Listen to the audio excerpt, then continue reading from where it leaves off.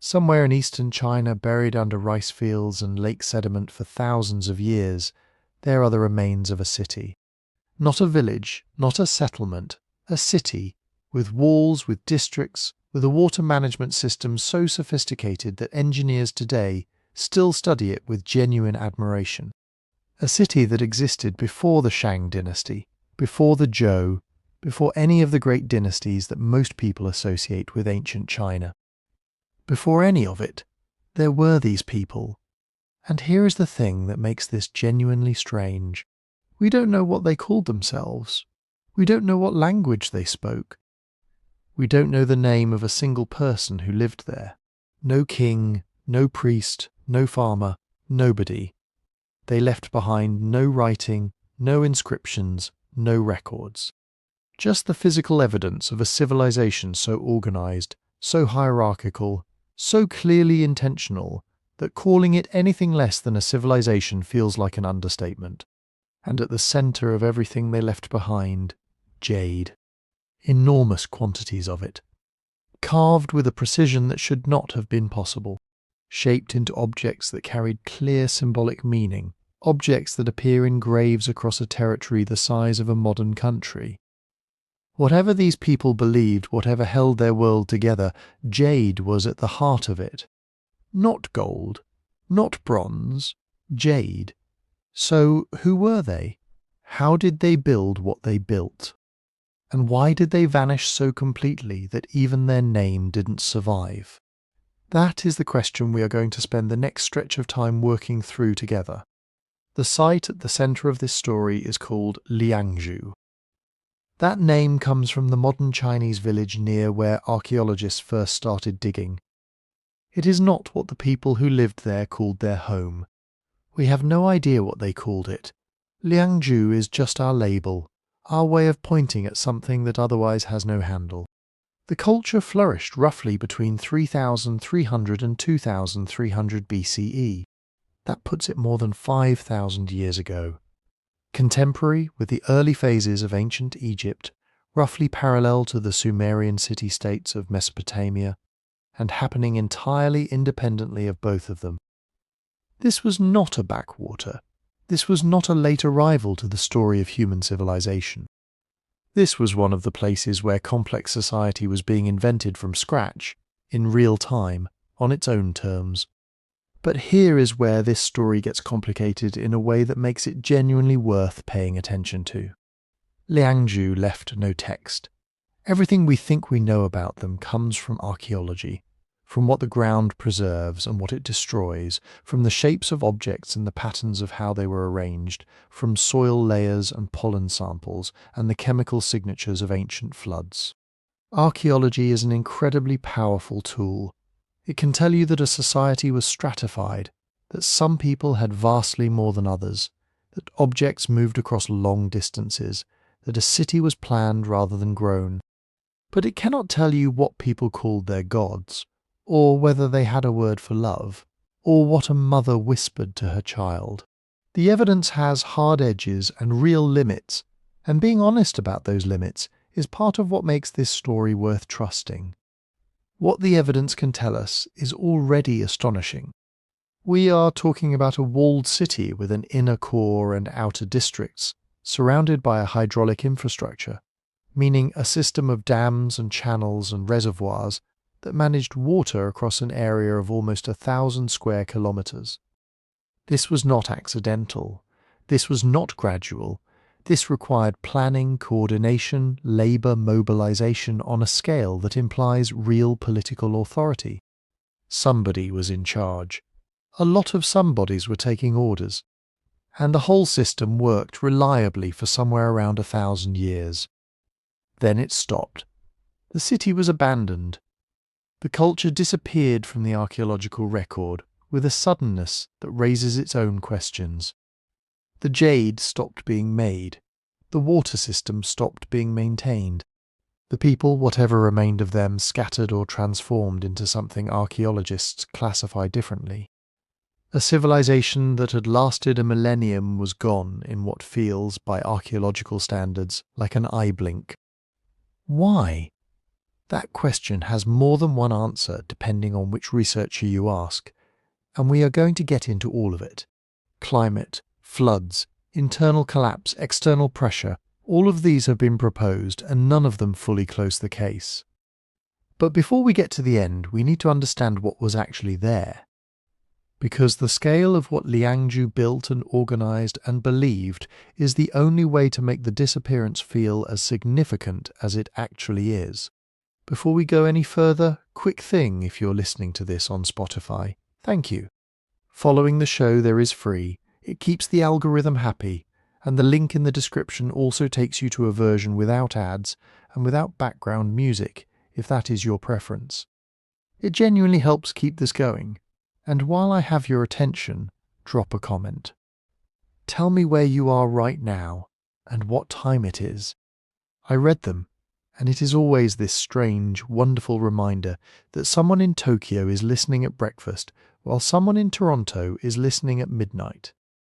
Berlin, Lagos, Auckland, Buenos Aires, all at once. That never stops being interesting to me. All right.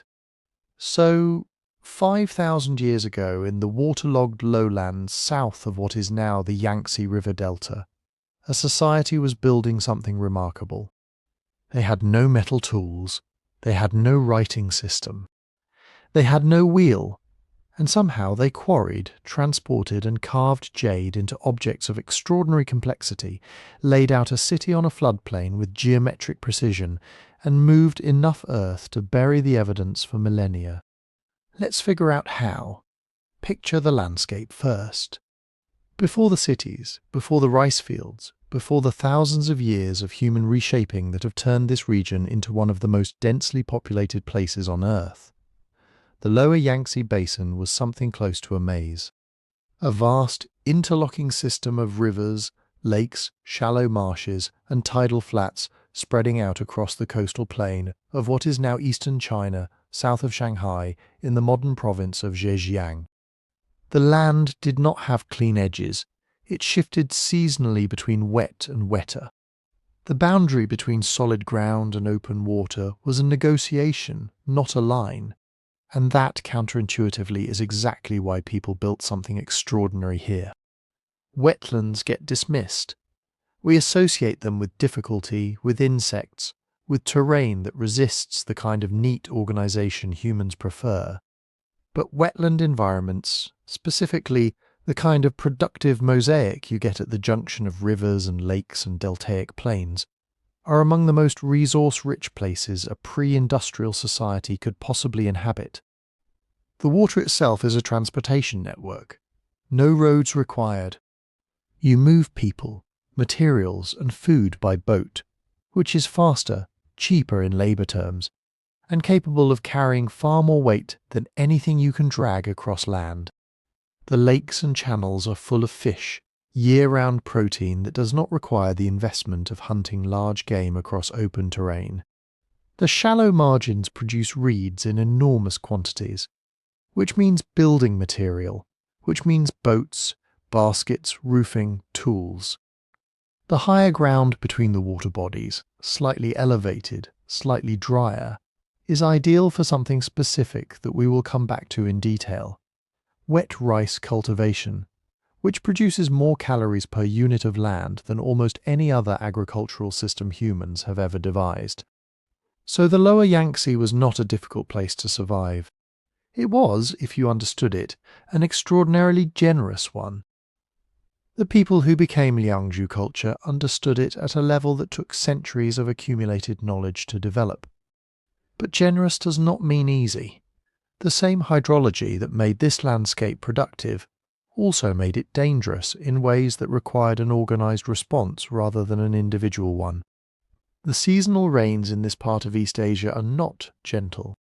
The monsoon system that drives precipitation across the region delivers water in concentrated bursts, and low-lying plains do not drain quickly. Floods were not occasional disasters here. They were a recurring structural feature of the environment, predictable in the sense that they would happen, unpredictable in the sense that you could not know exactly when, exactly how severe, or exactly where the water would decide to go this year, rather than last year. Living here without some mechanism for managing that water was not really an option for a dense population. You either developed the infrastructure to control flooding, channel runoff, and store water for dry seasons, or you lived at the margins of what the landscape could support and hoped for luck. This is why geography shaped everything about Liangzhu. The transport routes followed the water. The settlements clustered on elevated ground between channels. The agricultural system was designed around flooding rather than despite it. And the political system, whatever it actually looked like at the human level, had to be capable of coordinating labour across a wide area, because the water did not respect individual plots or individual communities. Managing it was inherently a collective problem. The scale of the hydraulic works we find at Liangzhu, which we will get into properly later, only makes sense against this background. These were not vanity projects, they were survival infrastructure, and the fact that they required massive coordinated effort tells you something real about how authority was organised. Now, a word about what we mean when we say before China. This matters because it is easy to hear that phrase and misunderstand it in either of two directions. One mistake is to treat Liangzhu as somehow outside history, as a curiosity that predates the real story. The other mistake is to treat it as a straightforward ancestor of modern China, a kind of proto-dynasty that connects in a clean line to the Shang and the Zhou and everything after. Neither of those framings holds up. What before China actually means in this context is before the political unification, before the written dynastic histories, before the administrative and cultural apparatus that eventually consolidated different regional traditions under a single recognizable identity. The China of the Shang dynasty, with its oracle bones and its bronze ritual vessels and its recognizable writing system, does not appear until roughly 1600 BCE. Liangzhu was already gone by then. These people were not early Chinese in the way that, say, early medieval Franks were early French. They were something else entirely, operating in a world that had not yet been organized into the categories we later imposed on it. And they were not alone in that world. The late Neolithic period across East Asia, roughly the span from about 4000 to 2000 BCE, was not a story of one culture developing in isolation while everyone else waited. It was a story of multiple regional cultures evolving in parallel, sometimes in contact with each other, sometimes genuinely independent. The Yangshao culture was developing in the Yellow River Basin to the north, producing distinctive painted pottery and millet-based agriculture. The Longshan culture emerged later, also in the north, with its own technological trajectory. In the southeast, along with Liangzhu, you had the Majiabang and Hemudu cultures as earlier phases of wetland adaptation. These were not a ladder, each rung leading to the next. They were more like different experiments running simultaneously in different ecological theatres, each one solving the problem of how to build a complex society under its specific local conditions. Liangzhu was one of those experiments, but by most of the metrics we used to measure complexity, it was one of the most ambitious ones. The scale of the city, the reach of its trade networks, the sophistication of its water management, and the sheer volume and precision of its jade production put it in a category that demands serious attention. Not because it was Chinese before China existed, but because it was something that human beings built somewhere on this planet 5,000 years ago, and then the ground swallowed it so completely that we are only now beginning to understand what was actually there. Liangzhu did not arrive in textbooks as a finished idea. It crept into view one trench, one mound of soil at a time, and for a while almost nobody realized what they were actually looking at. If you roll the story back to the early 20th century, the lower Yangtze wetlands are still mostly being read as background, not as text. Farmers are pulling up odd things in their fields now and then, potsherds, polished stone tools, the occasional mysterious piece of carved green stone. Local collectors buy some of it, some goes to curiosities cabinets in the cities. But without a framework, without a pattern, These are just old things. Interesting, maybe. Not yet evidence of a vanished city-scale civilization. The turning point starts in the 1930s, when archaeologists begin paying systematic attention to Neolithic sites in the region. At a village called Liangzhu, on a low rise near the wetlands, surveys and small excavations turn up burials and artifacts that clearly aren't from any known historical dynasty. The pottery is thick and grey, not the painted wares familiar from Yangshao in the north.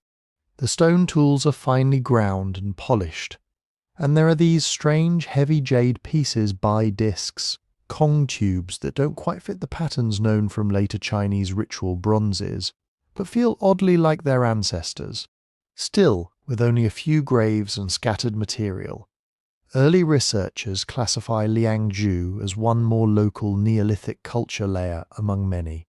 Important, yes, but nobody is yet talking about large-scale hydraulic systems, urban planning, or an entire wetland civilization.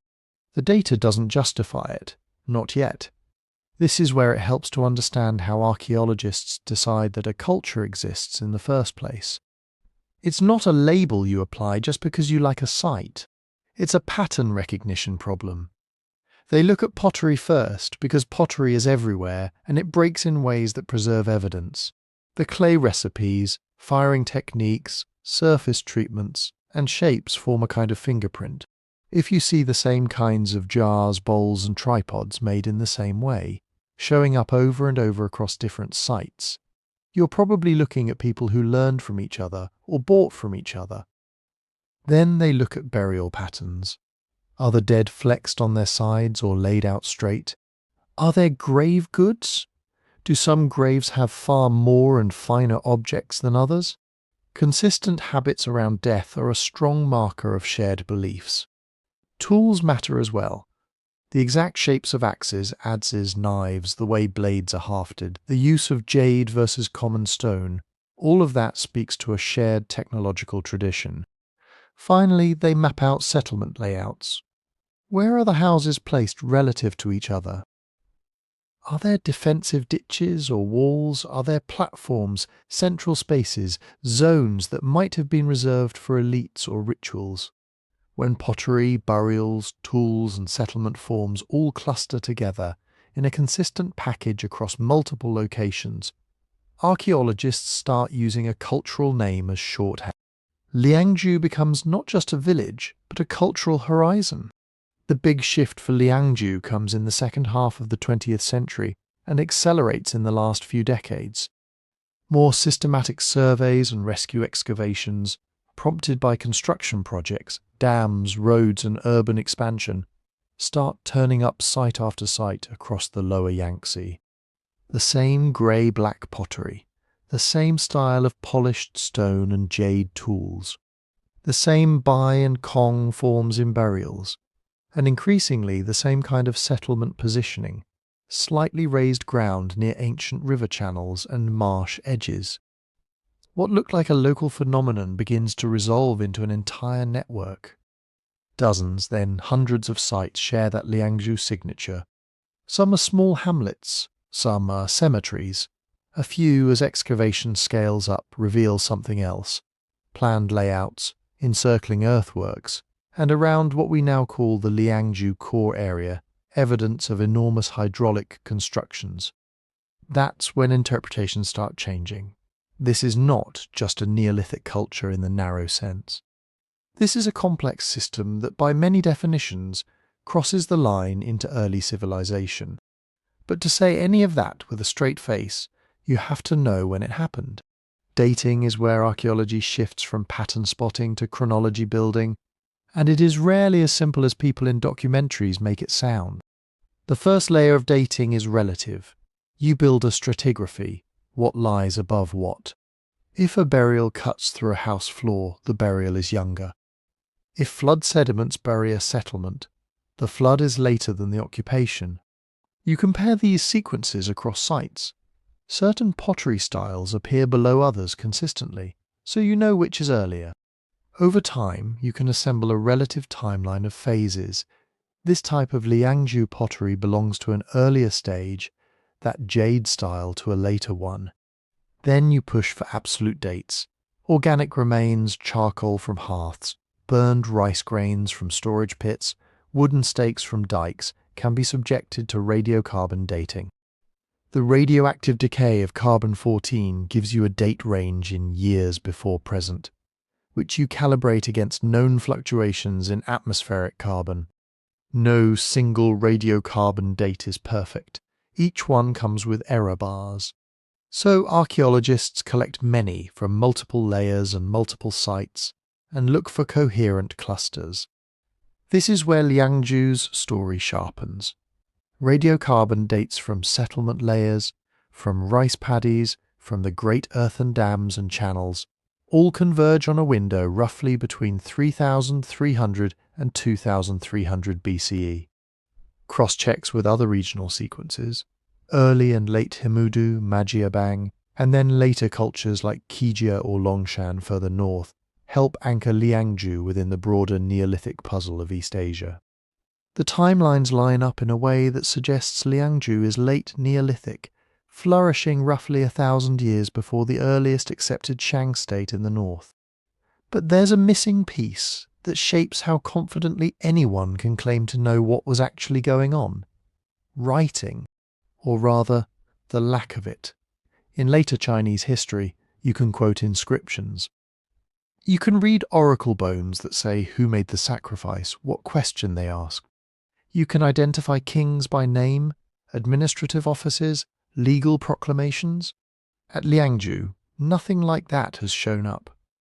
No undisputed writing system, no royal names, no records of battles, taxes, edicts, or myths. That absence forces a different kind of caution.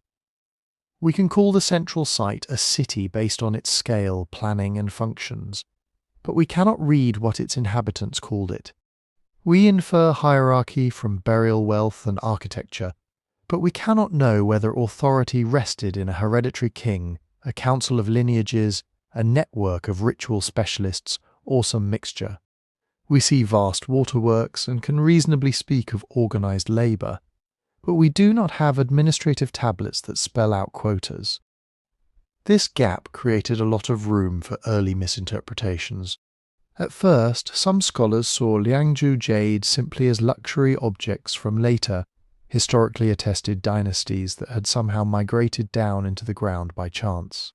Others slotted Liangzhu into a tidy teleology, a straightforward ancestor of Shang civilization, as if there was a direct, unbroken line from these wetland jade carvers to the bronze casters on the Yellow River. When you want a clean story of Chinese civilization, it is tempting to assign Liangzhu the role of proto-everything. As more sites appeared and the dating tightened, those simple stories started to crack. The geographic centre of Liangzhu is not the Yellow River, but the lower Yangtze wetlands. Its economy is built around rice, not millet. Its monumental investments are water control earthworks, not walled palace-temple complexes in a dry valley. Its jade repertoire is distinct, and while later dynasties clearly revered and reused some of these forms, the relationship looks more like cultural borrowing across time than a single unbroken lineage. Interpretations evolved instead of the origin of China. Liangzhu began to be seen as one of several high-complexity regional civilizations in late Neolithic East Asia, interacting in ways we are still piecing together. Its jade might have travelled far beyond the wetlands, its ideas even farther. But the story we can tell about it remains bounded by what the ground has chosen to preserve: potsherds, post holes, rice husks, tombs, tools and earthworks, but no written voice. So the discovery of Liangzhu is not a moment. It is a slow accumulation of clues, the same pottery turning up again and again, the same burial patterns repeating across the landscape, the same radiocarbon ranges clustering, until suddenly a picture snaps into focus. There was a city here, and more than a city, a whole system coherent enough to leave a fingerprint from one side of the delta to the other. And once you accept that, the next question almost asks itself: What did that system look like on the ground? How do you plan a city in a landscape made of water? Start with the obvious problem. If your landscape is mud, channels, and seasonal floods, how do you even have a city? At Liangzhu, the answer seems to be, you build one. When archaeologists talk about the Liangzhu core, they aren't pointing to a vague cluster of huts. They're talking about a deliberately bounded, carefully arranged space that sprawled over several square kilometres, set on slightly higher ground, wrapped in massive earthen walls. Not just one wall either, layers of enclosure, an inner platformed area with especially dense architecture, outer residential zones, and then, beyond that, the broader mosaic of fields, paddies, and satellite hamlets. The main wall alone is staggering, tens of meters wide at the base, several kilometers in circumference, composed of piled earth packed in layers. It wasn't a random pile of dirt thrown up in a panic. Sections show consistent construction techniques, suggesting teams working from shared templates. Inside that perimeter, the ground itself was reshaped, leveled here, raised there into platforms that lifted key buildings above the damp. What emerges from the excavation plans is not chaos, but zoning. On some platforms you see dense clusters of post holes, the footprints of large timber buildings that likely served administrative or ritual functions. Nearby but distinct are residential areas with smaller, more repeated house forms, rectangular ground plans, oriented in similar directions, organised along what looks suspiciously like lanes. In other zones, the density of hearths, slag, debris, and specialised tools spikes, hinting at craft workshops. In others still, pits and jars cluster together, the signature of storage. It's not a grid like later imperial cities, but it's also not just houses dropped wherever there was a dry patch. Certain activities are concentrated and separated from others. There is an inside and an outside. There are thresholds. This is where the argument for planning starts to get teeth. You can have a big village grow up organically. You can even have a defensive ditch that everyone deepens a little more each year. But Liangzhu's central site looks different. The scale is beyond what a few households, or even a single lineage could manage in their spare time. Think through the logistics. To throw up monumental walls and platforms in a wetland environment, you need to survey alignments, coordinate the movement of enormous volumes of earth, ensure that foundations won't just slump back into the muck. You need to synchronize labour so that embankments connect, channels meet, and platforms reach the same elevation. The repeated house forms and standardized orientations suggest someone decided, at some point, that this was where the residential quarter would go, and this was how houses should sit within it. Archaeologists see that fingerprint in the regularity. Doorways facing similar directions, structures built on parallel axes, storage pits cut in specific zones rather than randomly in every yard. It looks less like each household improvising, and more like a shared plan unfolding. And then there's the broader engineered landscape, which ties all of this together. Canals, ditches and ponds lace through and around the city zone.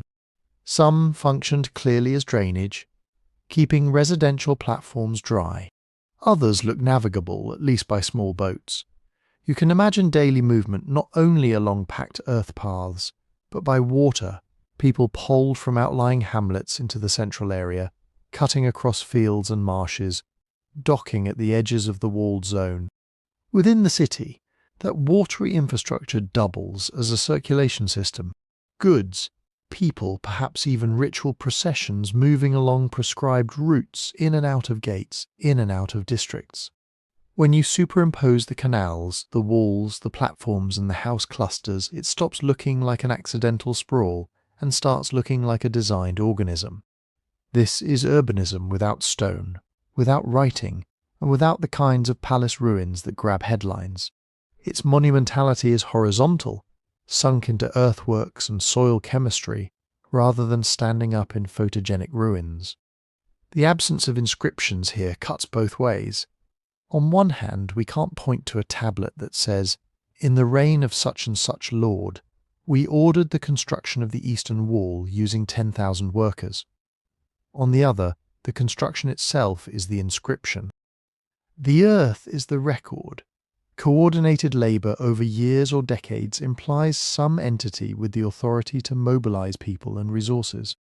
You need mechanisms to feed workers, to schedule tasks around agricultural cycles, to allocate land plots inside the walls.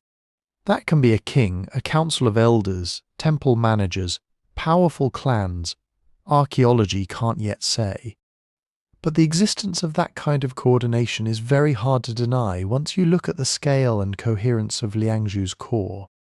Daily life inside this planned wetland city would have been shaped by these choices in ways that don't always show up in dramatic artifacts, but do in patterns.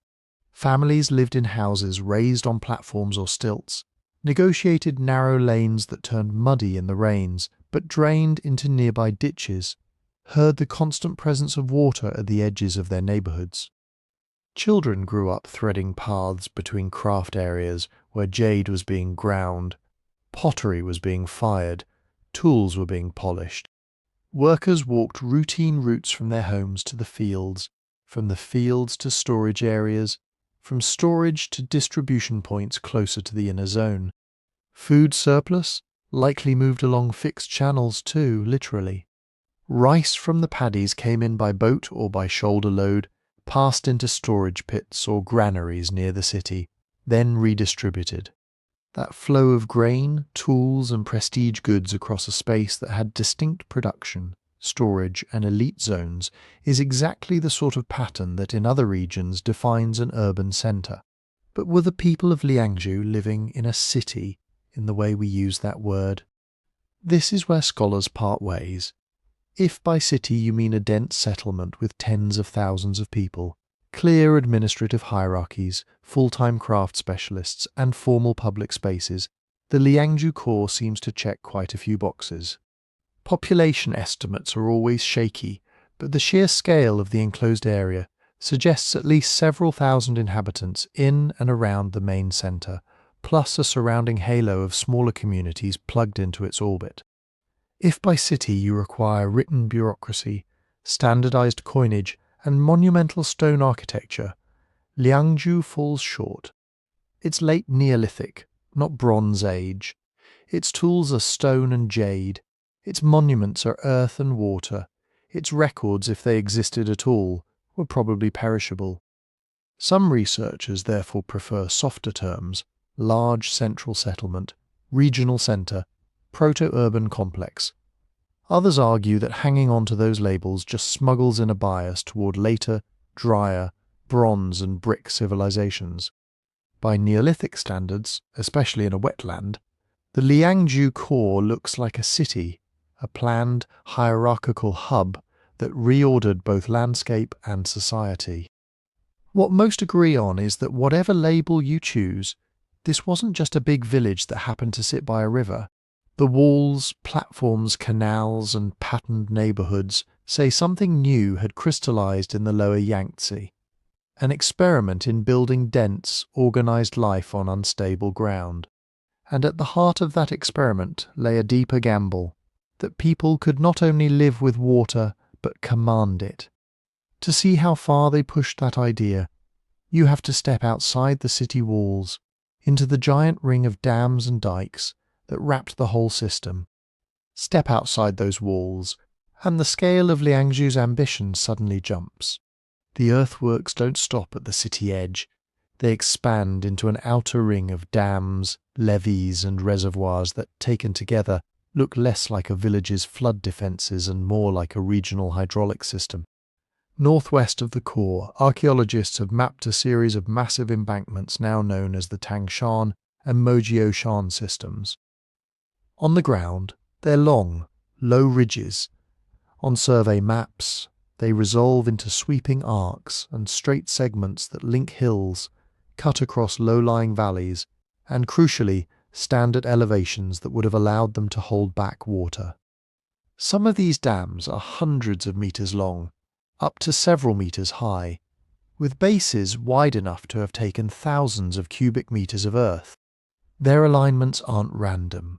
They track topographic contours, close natural gaps between higher ground, and create enclosed basins where rainwater and river overflow could be captured. In between these major embankments, smaller dikes and levees lace the landscape.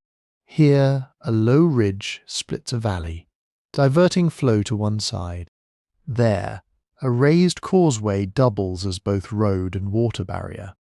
The picture that emerges is of a wetland that has been compartmentalized, turned into a chain of managed pools, channels and storage areas. This is where the phrase water control equals power stops being metaphorical. In a monsoon-fed lowland, the difference between prosperity and catastrophe is timing and volume. Too much water at the wrong moment, and your paddies wash out. Too little, and seedlings fail. If you can flatten that curve, shave the peak off floods, hold back water to release later, you can stabilize harvests. The Liangzhu system appears built to do exactly that. High outer dams catch the first surge of floodwater and slow it. Behind them, broad reservoirs store excess.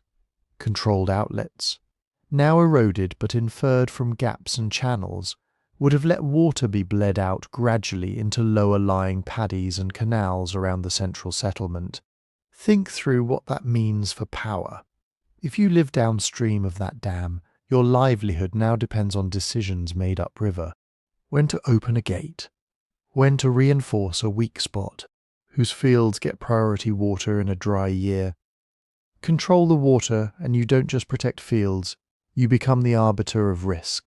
To build such a system in the first place, someone has to do more than panic dig when the river rises. You need surveyors who can read subtle gradients across a landscape that, to the untrained eye, is just flat. You need people who can walk kilometers with simple tools, mark out lines that will actually hold water where you want it, and tie those lines into existing streams. The embankments at Liangzhu show that kind of foresight. Their tops tend to sit within narrow elevation bands. In places, separate dikes built from different directions meet at clean joins, meaning teams were working to a shared plan, not improvising as they went. That's surveying. Then there is maintenance. Earth doesn't stay put in a floodplain out of respect for your engineering. It slumps, erodes, cracks, rodents burrow, plants root, water looks for weak spots. An embankment that isn't constantly inspected and patched will fail, maybe not this year, but soon. So picture the social machinery implied by those long, silent ridges. Seasonal work parties trudging along the tops of dikes, tamping fresh earth into depressions, pulling out saplings before their roots destabilize the slope. Teams dredging feeder canals choked with silt after the rains. Supervisors, whether we call them chiefs, foremen, or ritual officials allocating whose labour goes where, whose village is responsible for which stretch. This is infrastructure that only makes sense if it persists across generations. If your dam takes 10 years to complete, and your children will be the ones benefiting from its protection, you are, by definition, planning in centuries, not seasons. The payoff, if it worked, was enormous. More predictable water means more reliable rice. More reliable rice means you can support more people per square kilometre. Once your harvests are less whiplashed by flood and drought, you can dare to specialise. In a small, unstable farming community, almost everyone has to hedge, farm, fish, make their own tools, patch their own clothes, because one bad year could wipe out surplus and leave no room for passengers. In a landscape where waterworks smooth out the worst shocks, you can afford full-time jade carvers, potters, woodworkers, people who spend most of their days doing something other than coaxing grain out of the mud. Liangzhu's artifact record lines up with that expectation. High volumes of finely worked jade, standardized tools, elaborate ritual items, all of that implies artisans who had regular access to food without producing it themselves. The waterworks weren't just protecting fields, They were underwriting craft, ceremony, and the social complexity that goes with them. But what exactly were those dams and reservoirs for? Here is where interpretations diverge. One camp emphasizes flood control. They point to the placement of major embankments near river inlets and vulnerable lowlands, the sheer scale of some dams, and argue that their primary purpose was to shield the core settlement and surrounding paddies from catastrophic inundation. In this view, reservoirs are essentially safety valves, places to park excess water when rivers run too high. Another camp leans toward irrigation. They note that some dikes seem to sit not at the flood front, but along lines that would help spread water evenly over a wide area. Paired with canals leading into cultivated zones, these structures could have stored monsoon water and then distributed it during dry spells, keeping paddies wet when skies turn stingy. Then there's transportation.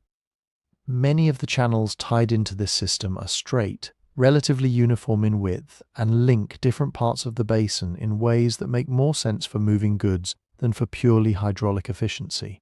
Archaeologists have suggested that some reservoirs doubled as harbour basins, where boats could load and unload grain, timber or jade. A gentle, controlled water level is excellent, not only for rice, but for predictable navigation. In practice, these functions aren't mutually exclusive. An embankment that keeps floodwater out of your houses can also serve as a raised roadway between settlements. A reservoir that moderates peak flows can also be tapped during drought and used as a boat landing. A canal that diverts water toward paddies can also carry cargo between workshops and storage pits. The more researchers map, the more Liangzhu's system looks like an integrated, multi-purpose water landscape rather than a single-function project. It's less a dam here, a canal there, and more a designed hydrological envelope around the city. What all sides tend to agree on is that this envelope changed the rules of life in the lower Yangtze. Instead of surrendering to a wetland's moods, Liangzhu communities tried to regiment them. They wrapped their fields and homes in engineered contours, turned flood pulses into stored capital, and built social hierarchies around the ability to command large groups for construction and upkeep. Water became not just a background condition, but the medium through which authority, labour, and surplus were organised. And once you have that much control over when and where water flows, another possibility opens up, tuning the landscape specifically for rice. To see how that played out, you have to go from the dams and dikes down into the paddies themselves, where mud, grain and management fused into the engine that fed this Jade city. Stand in that mud with them for a minute. Because rice, especially wet rice, is not just plant seed, wait, harvest. It's a choreography between plant, water, soil and human attention. And in a place like the lower Yangtze, it's the difference between a scattered wetland hamlet and a city that can afford to stack jade in tombs. The basic logic of wet rice agriculture is deceptively simple. You take a low-lying field and surround it with small earthen bunds, miniature dikes that hold water in. You level the surface so there are no dry patches or deep puddles. You flood it shallowly, not so deep that the plants drown, but enough to blanket the soil. Rice, unlike most other grains, is happy there. Its stems can grow through standing water. Many of its weeds and pests cannot. The water layer moderates temperature swings, slows down some diseases, and, crucially, lets you pack a lot of plants into a small area. Compared to dryland cereals, a well-run paddy system can pump out more calories per hectare, year after year. That's why, when you look at some of the densest pre-modern populations on Earth, you keep finding rice at the base of the pyramid. Liangzhu sits right in one of the places where that story was being written. Long before monumental dams, people in this region were experimenting with rice along natural floodplains and back swamps. By the time Liangzhu culture emerges, the botanical remains shift from occasional, probably wild, towards systematic, managed and increasingly domesticated. Grains are more uniform, hulls show traits associated with human selection, and the contexts they appear in: pits, burned concentrations, fields with patterned microtopography, line up with deliberate cultivation. Now pair that with the water control you just saw. Those big outer dams and levees create the frame. Inside it, the landscape can be subdivided into paddies, stepped down in elevation, each one receiving water from the one above it and passing it to the one below. With sluices, gaps in bunds, and small channels, farmers can fine-tune depth and timing. Monsoon early and hard this year. You spread the surge out through the system, letting upper paddies take the hit, then passing water downstream as needed. Rains sputter and stop. You open gates from reservoirs, pushing water into the lower fields to keep young rice from drying out. Archaeologists trying to reconstruct this don't get aerial drone footage. They get soil, thin layers of silty clay with iron mottling and root traces that match waterlogged conditions. Pollen spectra that show spikes in rice relative to wild wetland plants. Patterns of small ridges and depressions still faintly visible under later deposits. Taken together, they sketch a picture of a wetland turned into a kind of terraced sponge, holding, moving, and draining water in ways that serve one crop above all. And rice wasn't alone in this system. If you're living in a marshscape, you're not going to ignore the fish, snails, and crustaceans that practically throw themselves at you in flood season. Liangzhu sites are rich in aquatic remains: fish bones, turtle shells, freshwater shellfish. Some of those shells were drilled and turned into ornaments, but many show signs of having been processed for food. The edges of paddies and canals double as foraging zones. Flooded fields attract carp and other fish that come in to feed or spawn. Farmers can trap them in small nets or enclosures when water levels change. The same canals that irrigate rice also function as fish runs. In some later rice economies, people essentially farm rice and fish together in the same plots. It's not proven that Liangzhu did this systematically, but the ecological logic is there. Around the slightly higher ground, levee tops, natural mounds, the raised city core, there's evidence for fruits and nuts, acorns, water chestnuts, possibly peach. These could be gathered wild or encouraged through low-intensity management. On drier patches, people hunted deer, wild boar, and smaller mammals. Bone assemblages show cut marks and burning, the signatures of butchery and cooking. As for animals under human control, the picture is more complicated. Pig bones show up in abundance at many sites tied to Liangzhu culture, often in domestic contexts. Their age profiles and morphology suggest at least some level of domestication, or at minimum, very intensive management of wild populations. Dogs are present too, almost obligatorily in Neolithic East Asia, serving as hunting aids, camp guards, and occasionally food. Together, this creates a diversified food web wrapped around a rice core. Rice paddies pump out starch. Fish, turtles, and shellfish add protein and fats, especially in the hungry gap between planting and harvest. Pigs turn kitchen scraps and byproducts into meat. Nuts and gathered plants buffer bad years. The whole system is tuned to the seasonal heartbeat of the monsoon, but spread out enough that a failure in one part doesn't automatically spell famine. That diversity is exactly what you need if you want to do something radical in prehistoric terms. Free a chunk of your population from food production. Because surplus is not just we had a good year. For surplus to transform a society, it has to be dependable enough that people can count on it, build plans on it, stake their lives on it. The Waterworks gave Liangzhu a fighting chance at that. If you can smooth out the worst spikes of flood and drought, you can start to think in multi-year cycles. Granaries likely built in wood that has since rotted away but inferred from storage pits and post patterns let you carry grain across seasons. Pottery vessels big enough to hold serious quantities of rice turn up in domestic and ritual contexts.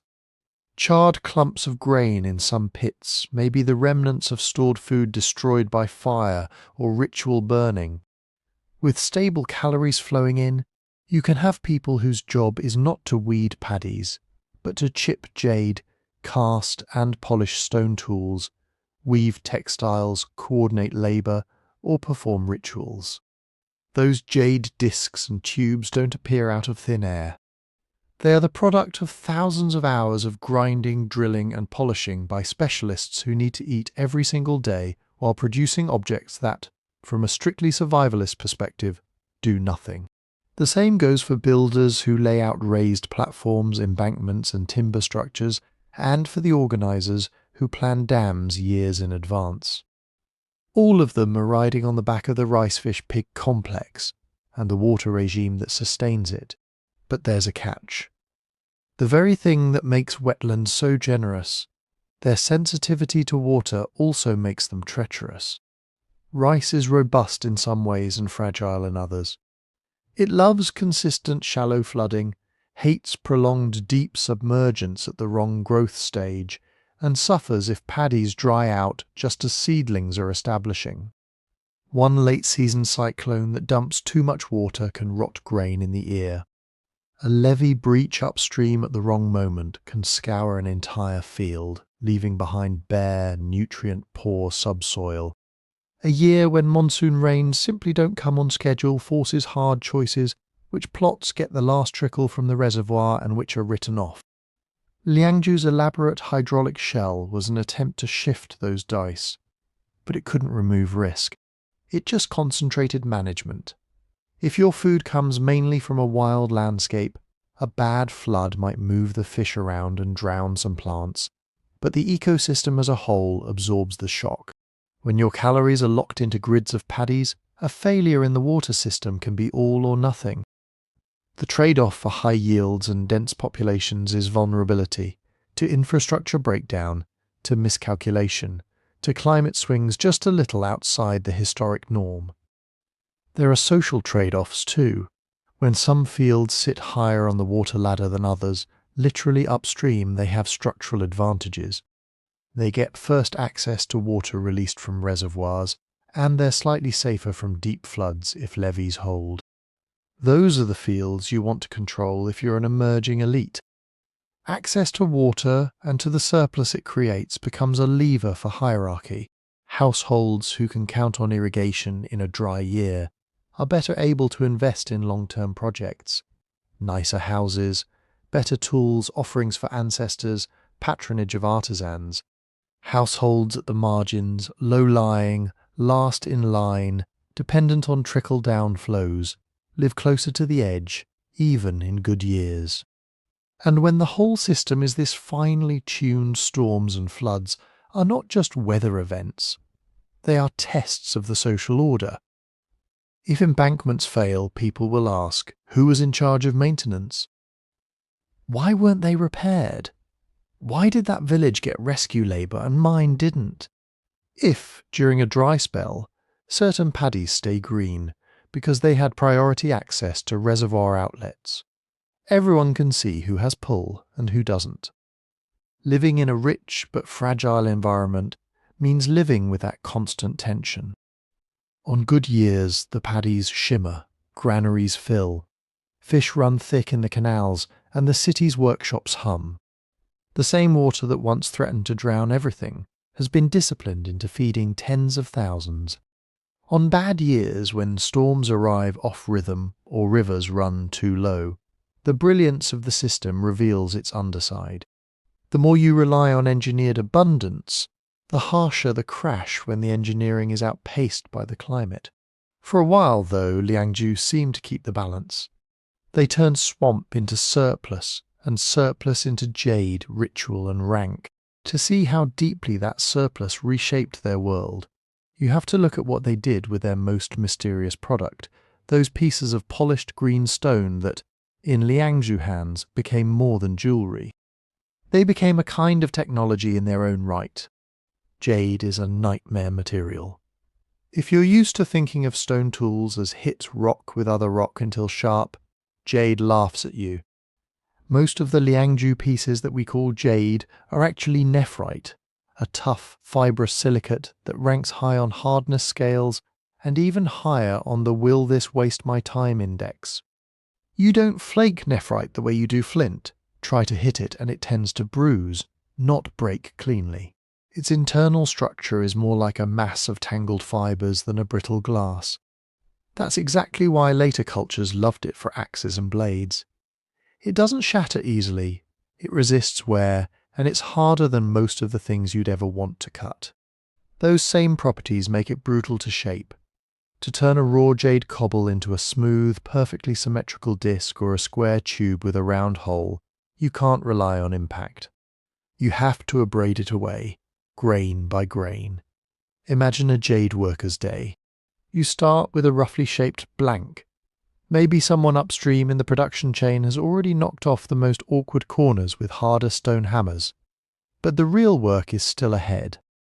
You sit or squat, brace the piece, and start rubbing it against a harder surface with abrasive grit, sand rich in quartz, crushed harder stones, maybe even specially selected powders. Hours go by, then days. For the largest Liangzhu objects, probably weeks. To drill a hole, you don't punch through with a metal bit. You twist a hollow tube made of bone, wood, or softer stone, feeding an abrasive slurry at the contact point. The tube itself doesn't cut much. The suspended grit does.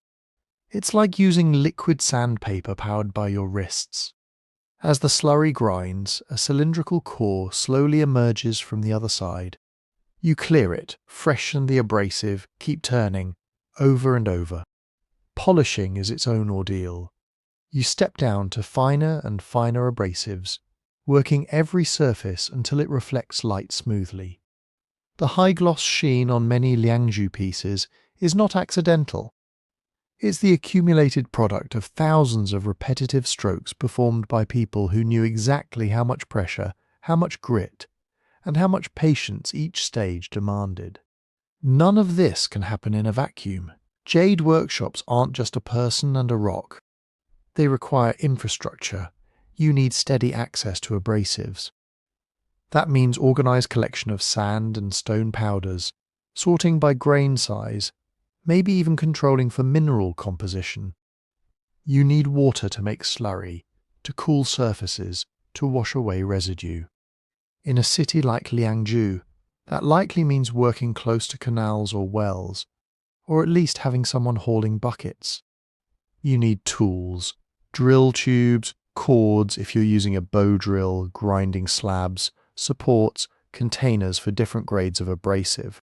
You need space, dry, stable, out of the worst of the rain and dust, where pieces can sit for long periods without being lost or damaged. And critically, you need time. A farmer missing a day of weeding can see the results in a field quickly. A jade worker missing a day just delays a necklace, or a ritual tube, or an axe that will never touch a tree. So if someone is free to sit for hours grinding stone, that means the rice fields are producing enough, regularly enough, that the community can support them. When archaeologists excavate Liangzhu sites, they sometimes find concentrations of jade chips, partly finished pieces, broken drills and piles of abrasive stone debris. These are the scars of production. They tell us that jade was not just something made casually at home during slack season. It was an industry, and industry means networks. Nephrite doesn't pop out of the paddy bank mud. The best-known sources in eastern China are in mountain belts hundreds of kilometers away from Liangzhu's lowland core. Petrographic and geochemical analyses suggest that at least some of the jade used at Liangzhu came from specific upland zones to the southwest and west. That implies several things at once. First, someone had to know where those stones were. That knowledge doesn't appear magically. It's built over generations of foraging, prospecting and testing. Second, the raw boulders or preformed blanks had to travel, down river valleys, along overland paths, maybe in dugout canoes or carried in baskets. The farther you go, the more hands are involved, local extractors, middlemen, transporters, the people feeding and hosting them en route. By the time a jade cobble reaches a workshop in Liangzhu, it may have passed through many communities. That flow of stone is also a flow of information and obligation. Who owes jade to whom? Whose prestige depends on controlling access to distant quarries? Which families or lineages have the right to sponsor particular artisans? Finished objects travel too. Liangzhu-style jades, especially characteristic forms like flat discs and squared tubes, turn up far beyond the city itself at sites scattered across the lower Yangtze region and beyond. Some are high quality, clearly made by skilled specialists. Others look like local imitations, copying the style with less skill or inferior stone. Every one of those pieces is a data point, proof that Liangzhu's jade aesthetic and perhaps its ritual ideas were radiating outward along exchange routes. The stone itself can sometimes be traced back. When it matches sources near the core, it suggests finished goods were moving as diplomatic gifts, trade items, or status symbols. When the stone is local but the shape is Liangzhu style, it suggests ideas were moving even when rocks were not. Jade, in that sense, is a map of connections you can hold in your hand. It's also a window into specialization. You don't wake up one day and intuit how to drill a perfect concentric hole through a centimetre-thick ring without cracking it. You learn from someone, and they probably learned from someone before them. On some Liangzhu pieces, you can see sequences of work. The way a surface was first rough ground, then trued up along certain angles, then polished. The way drill holes align or fail to align. These are like fingerprints of workshop traditions. Different clusters of objects seem to have slightly different habits. The angle of certain bevels, the finishing of edges, hinting at individual schools or lineages of jade workers. Teaching those skills takes time. A novice might start on waste pieces or simple beads, learning how much pressure is too much, how to read the sound and feel of stone under drill or grind. Over years they graduate to more complex forms. At the top, a small number of master specialists are trusted with the largest, most symbolically loaded items, massive discs, densely carved mask motifs, complex tubes with precise proportions. For such a system to persist, you need continuity.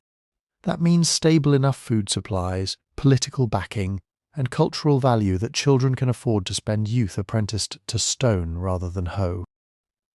It also means that jade production is not just an economic activity, but a social institution, embedded in families, lineages, maybe even tied to particular ritual obligations.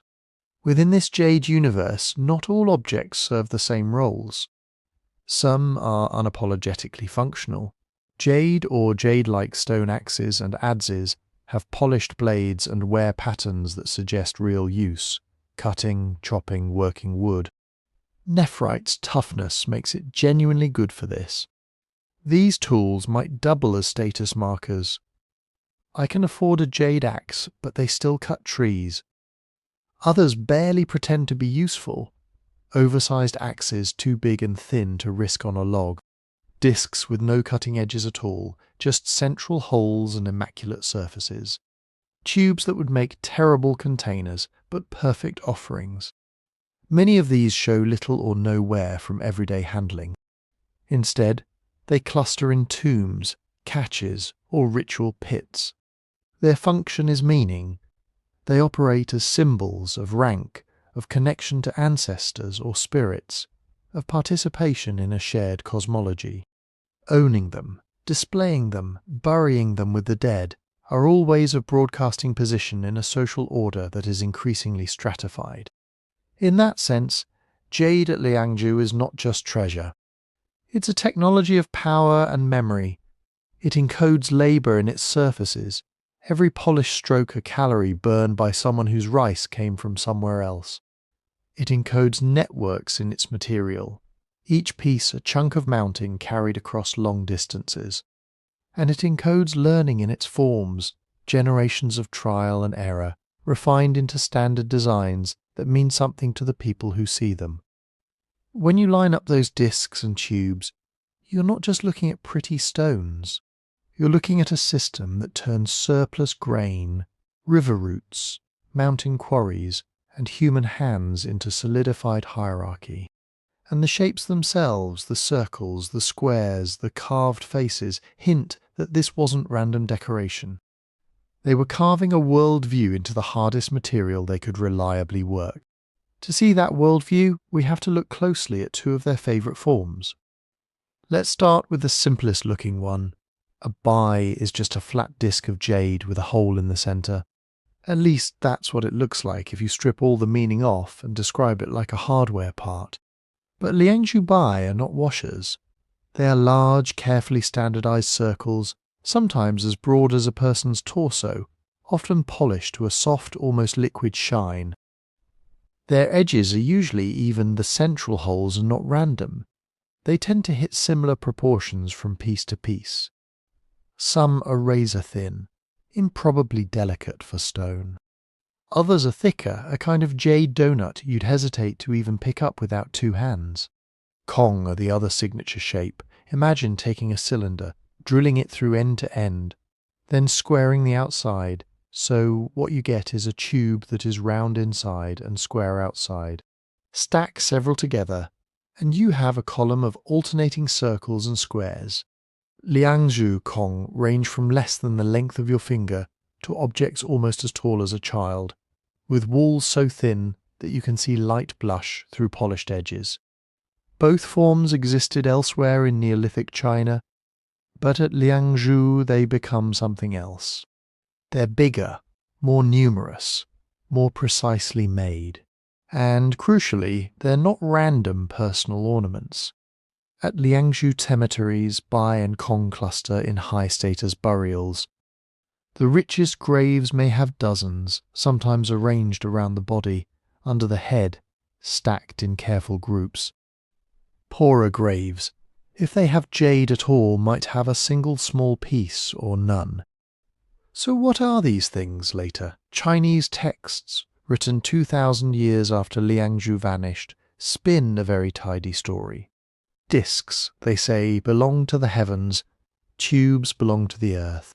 Circles are celestial, squares are terrestrial, bai are for offerings to the sky, cong for offerings to the soil and the spirits below. It's tempting to read this straight back into Liangzhu and say, ah, there it is, the earliest heaven and earth cosmology carved in stone. Many scholars do see a continuity. Others warn that this neat mapping might be a retroactive myth the later Zhou and Han elites projected onto older shapes they themselves were trying to inherit. Archaeology doesn't give us instruction manuals, it gives us patterns. And the patterns are striking. Cong, with their square exteriors and round cores, are often elaborately decorated.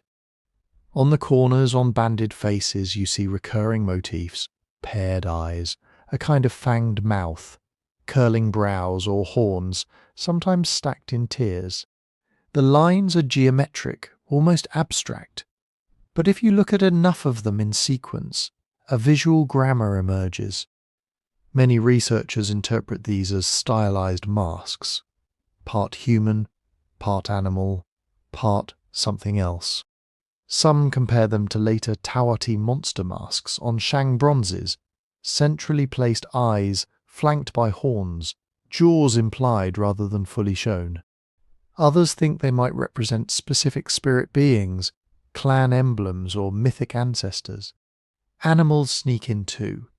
You get bird-like profiles with hooked beaks and crests. You get coiled forms that might be snakes or dragons or just inventive scrolls. Sometimes the animal is almost lost inside abstraction, just a repeating S-curve that suggests movement, scales, or wind. On bai, decoration is usually more restrained. Many are plain, surfaces left uncarved, as if the pure circle and gloss were enough. When they are carved, you see bands of tiny motifs, fine lines, dots, sometimes simplified versions of the same mask-like patterns seen on cong, but less crowded, more about framing the whole and the outer rim. Taken together, these shapes and motifs look less like random aesthetic choices and more like a shared visual language. Think about the repetition. Across multiple Liangzhu sites, across decades of occupation, you keep seeing the same basic recipe: square outside, round inside. Corner faces, tiered bands, the same kinds of eyes. Similar ratios between the width of the cong and the diameter of the inner tube. BI with consistent thicknesses and hole sizes for particular size classes. Different workshops, different artisans, different villages. Same grammar. That tells us a few things. First, whatever these things meant, their makers agreed on some rules. These weren't just make it pretty. They were make it like this, because that is what counts as a real bai, a proper cong. Second, the rules travelled. Liangzhu-style jades show up far from the core city, in satellite settlements, in other communities around the lower Yangtze, even in regions that weren't fully part of the Liangzhu political heartland. Sometimes it's the same stone, likely imported. Sometimes it's local material carved into Liangzhu forms, or awkward copies where the shape is right, but the carving is hesitant. That spread looks a lot like shared beliefs moving along with goods. Imagine a small community days away from Liangzhu by river. The local leader wants to signal connection to whatever powerful ritual system is centered in that wetland city. Maybe they've visited, maybe emissaries have come through. They commission their own bai and cong. The proportions might slip. The mask motifs might be simplified, but the intent is clear. We participate in that world. We speak that symbolic language. In a society with no surviving writing, symbolism is not decoration. It is communication. If you can't wear your rank as characters on a bronze inscription, you wear it as objects whose forms everyone recognizes. A wide, flawless bai says, this person had access to master artisans and high-quality stone, and more importantly, the right to deploy cosmologically charged items. Cong, especially those dense with face motifs, may have worked like portable pillars linking the living community to a layered invisible order, ancestors, spirits, the patterned structure of sky and earth. Stack them by a body, arrange them in rows, and you're building a miniature cosmic architecture out of jade. This is where cosmology and politics blur. If people believe that the world has an underlying order, that the sky and earth are complementary, that powerful beings inhabit the boundaries between domains, that cycles of rain and fertility and death depend on keeping those relationships in balance, then someone who can manage those relationships has immense leverage. Control over bai and cong is one way to materialize that claim.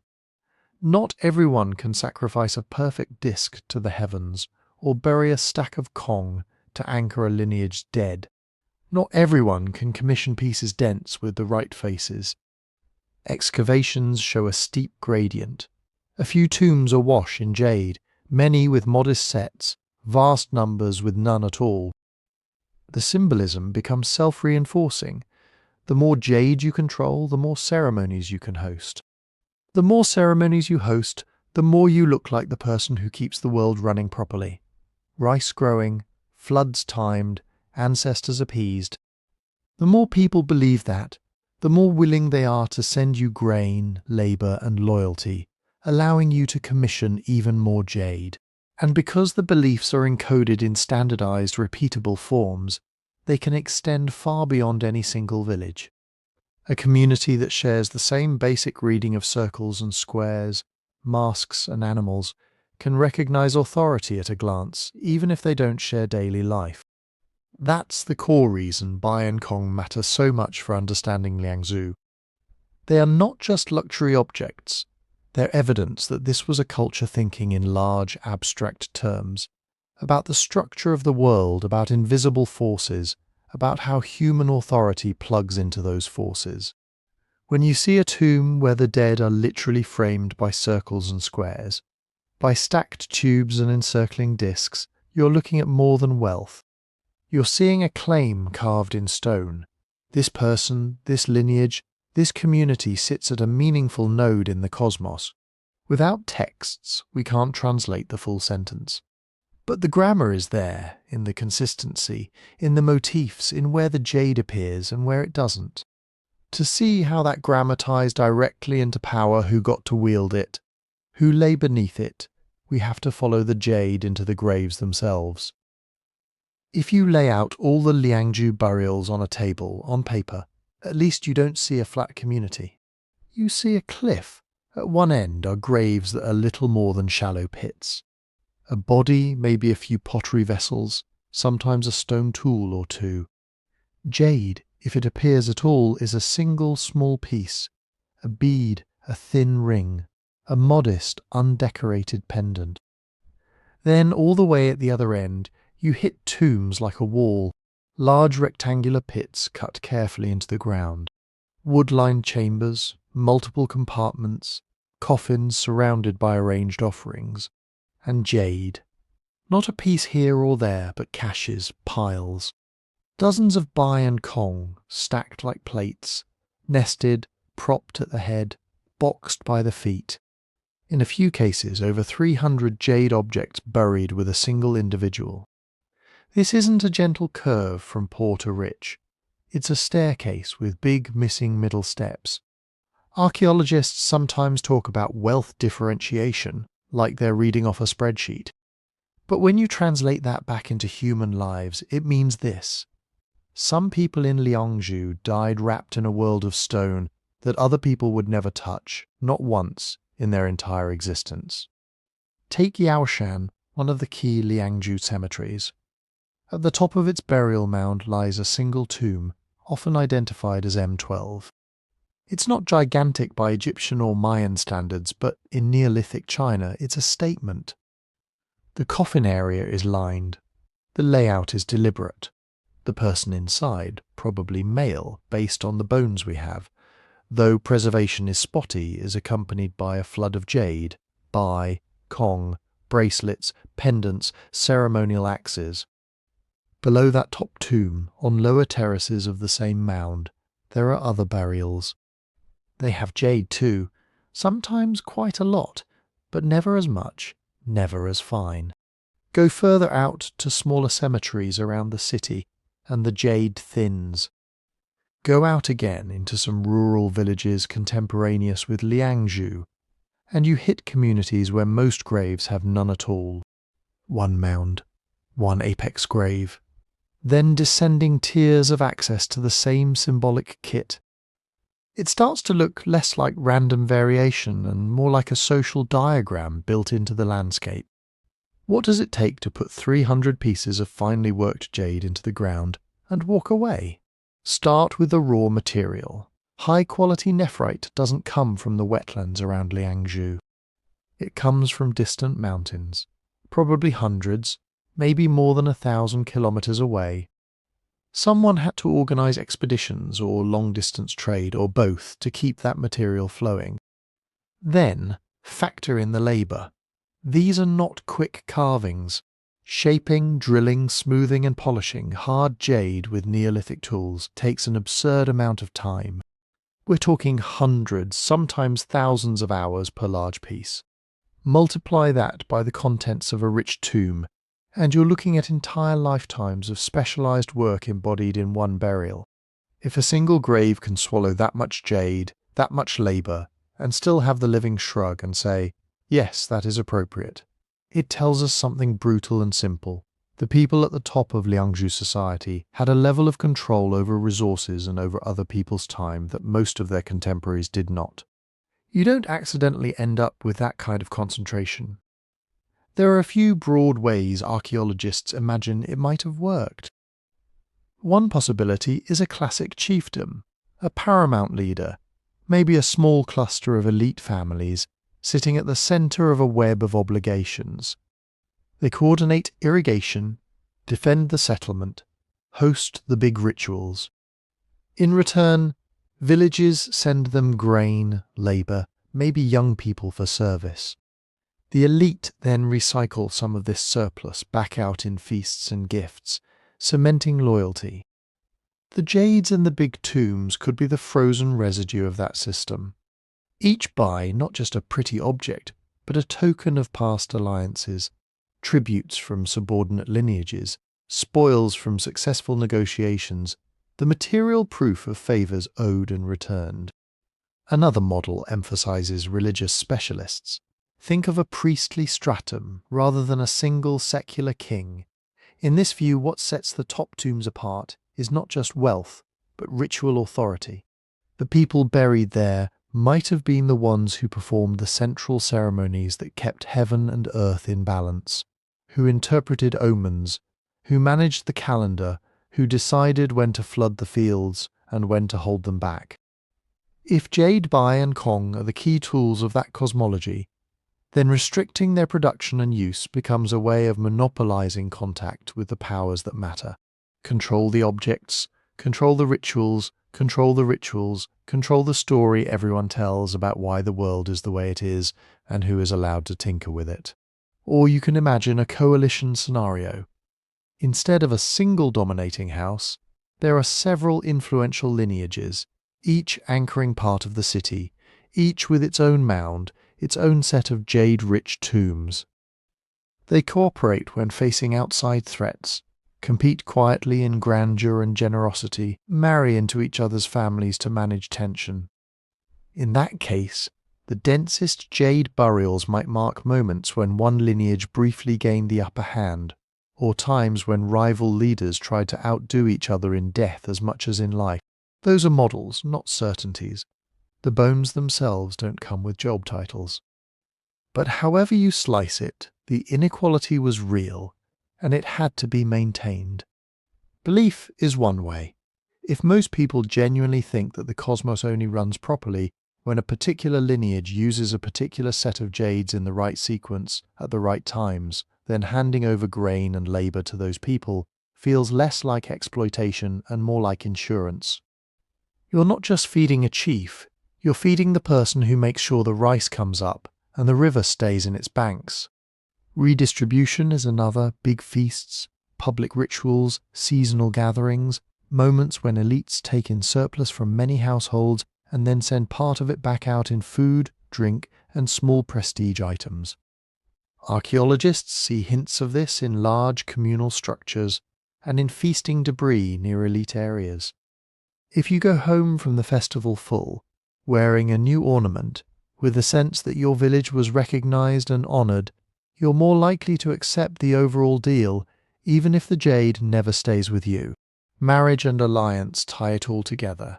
Elites can intermarry across communities, linking far-flung villages into a network where everyone has a cousin at court. Gifts of jade, small pieces this time, circulate as bride wealth, as tokens sealing agreements. Each transfer strengthens a chain that ultimately leads back to the core city and its mound topped dead. And behind all of this, there is always the quiet possibility of force. We rarely find clear-cut weapons in Liangzhu tombs set aside as, this is a sword, the way we do in later periods. But polished stone axes and blades are common, and not all of them are purely symbolic. Walls and palisades around some settlements, signs of burning in certain layers, hints of trauma on some skeletons. All of that whispers that the social order wasn't maintained solely by consensus and good stories. If someone refused tribute, if a village tried to hoard jade or ignore central rituals, there were probably consequences. What's just as telling, though, is what we don't see. For every person buried under a mound with armfuls of jade, there were hundreds who ended up in small, unremarkable graves, or in places that haven't survived at all. Their bodies lay with a couple of pots, maybe a shell ornament, maybe nothing but the earth. We don't know their names. We don't know what jokes they told while transplanting rice seedlings, what songs they used to time the hauling of soil for the dikes, what they thought as they watched processions of jade-laden elites pass by on raised causeways. We also don't see the full machinery that turned their work into someone else's tomb goods. Workshops exist, clusters of unfinished jades, piles of polishing waste, but they're often close to elite zones. Does that mean artisans lived under direct elite control, housed and fed by the palace? Or did village specialists travel in for certain seasons, bringing partially worked pieces to central finishing hubs? The archaeology can suggest patterns, but it can't overhear the negotiations. Even the spectacular tombs are incomplete stories. Grave goods tell us about how the living wanted to remember the dead, or wanted them to appear. They don't automatically tell us what those people were like in life. A man buried with dozens of cong might have been a powerful ritual officiant, or a figurehead whose death was used as an occasion for political theatre. A woman interred with a set of fine bai might have wielded real authority, or might have been the symbolic anchor of a lineage whose decisions were made elsewhere.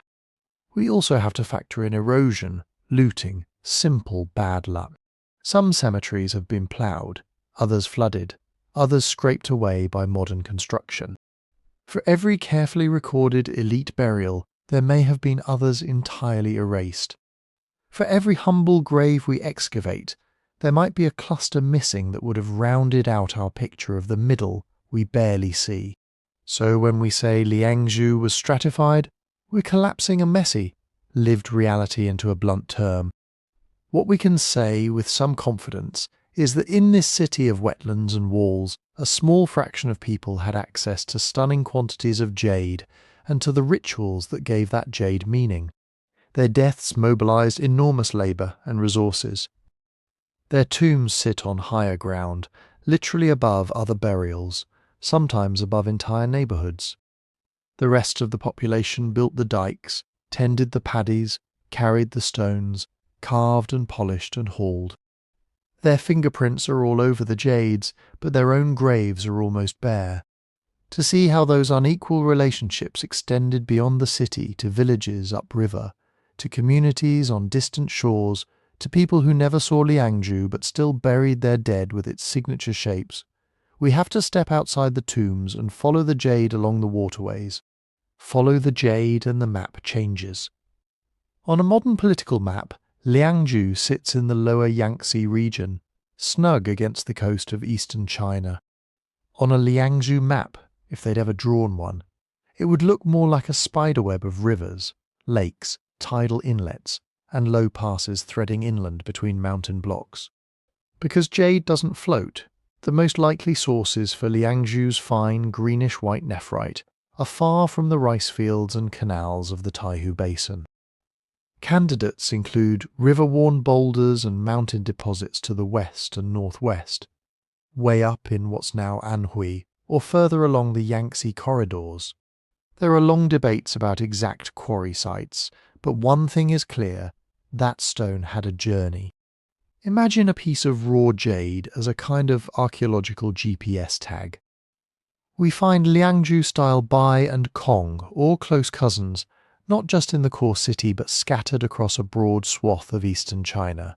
In smaller settlements along the lower Yangtze, in coastal sites edging what is now Shanghai, in inland communities up tributary rivers, even in regions dominated by other cultures, you sometimes get a stray bai disc or tube-shaped cong that looks suspiciously Liangzhu in its proportions and polish. Those out-of-place pieces are like echoes, proof that Liangzhu wasn't a solitary wetland experiment. It was plugged into a wider Neolithic world. Archaeologists talk about the Liangzhu cultural sphere partly because of these spreads. Within that sphere you see recurring patterns, similar house forms, comparable pottery shapes, shared motifs on ritual objects. Outside it, contemporary communities like those of the Dowenko or Quijiling traditions have their own distinct styles, but even they sometimes show hints of borrowing. A pot with a lip more common in the lower Yangtze turns up hundreds of kilometers away. A burial includes a single cong, but the rest of the grave goods match a different local toolkit. A jade pendant drilled and polished with Liangzhu-level finesse shows up in a region where jade working is otherwise much cruder. None of this proves a unified state or a top-down empire, but it strongly hints at regional connections, people travelling, visiting, marrying, trading, copying. The jade itself helps narrow down how those connections might have worked. Nephrite isn't evenly distributed. The particular chemical fingerprints of some Liangzhu jades suggest relatively consistent sources. That consistency over generations implies some degree of controlled access. Either Liangzhu elites sent their own people upriver to gather stone from favoured spots, or they maintained stable relationships with inland communities who did the extraction. In either case, the path from mountain boulder to polished cong in an elite tomb had multiple stops. Raw blocks might be roughed out near the source, then shipped downriver as performs. Some villages could have specialised in early-stage cutting and drilling. Bigger centres might have run finishing workshops that turned generic blanks into objects with the precise dimensions and motifs. Recognisable as Liangzhu style, every step of that chain is an opportunity for contact. Boat crews moving up and down the rivers aren't just hauling rock. They're carrying stories, gossip, new weaving techniques, new songs. A potter in a small upriver hamlet sees a slick black jar from Liangzhu and tries to imitate its shape. A jade worker in the core city receives a rough blank made by someone whose language he doesn't speak, but whose work he can read from the tool marks. When you line up Liangzhu against its neighbours, the picture sharpens. The Doengku culture in Shandong, to the north, was also experimenting with jade, elaborate burials, and social hierarchy. Their forms are different, more emphasis on earrings, different drilling techniques, but there are overlaps in how jade clusters in the graves of a few individuals. In the Qijialing and Shijiahe areas to the west, you get impressive earthworks, sophisticated pottery, and their own ritual objects. Along parts of the southeast coast, Neolithic fisher-farmer groups are playing with shell ornament and simple jade. Liangzhu doesn't look like a copy of any of these, but it doesn't look oblivious to them either. Shared themes like burying elites with hard-to-make shinies that encode cosmology pop up again and again, tweaked to local taste. That suggests ideas were flowing as much as goods. How do you move ideas in a world without writing, wheels, or horses? Marriage is one of the most powerful mechanisms we know of. Even in small-scale societies today, marriages routinely cross community lines. A woman moves to her husband's village, or a man moves to his wife's. With them come personal ornaments, bits of ritual knowledge, preferred recipes, ways of speaking. If a Liangzhu lineage wanted to cement an alliance with another powerful family upriver, or with a coastal group that controlled a crucial fishing ground, sending a bride or groom with a few jade pieces as part of the bride wealth or dowry would have been a logical move. Those jades then become foreign markers in a local graveyard generations later. Silent evidence that someone's grandmother once came from downriver or over the mountains. Ritual gatherings are another likely vector. Agricultural cycles create built-in downtime and shared concerns.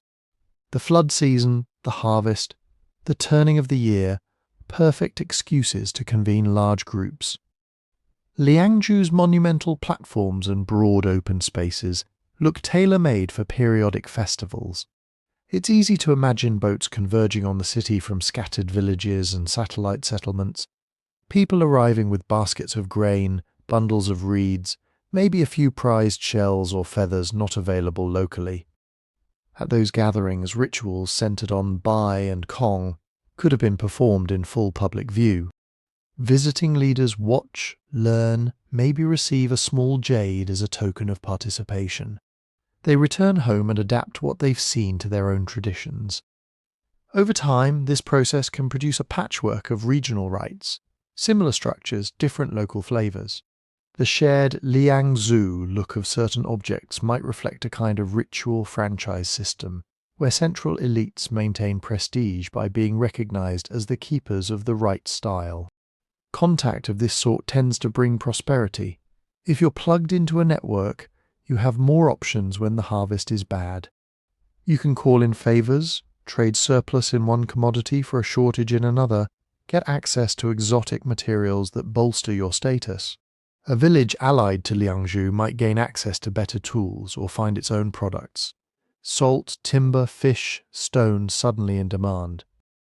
Local leaders who can position themselves as gatekeepers to Liangzhu connections gain leverage at home. But there's a flip side. Networks also spread risk and tension.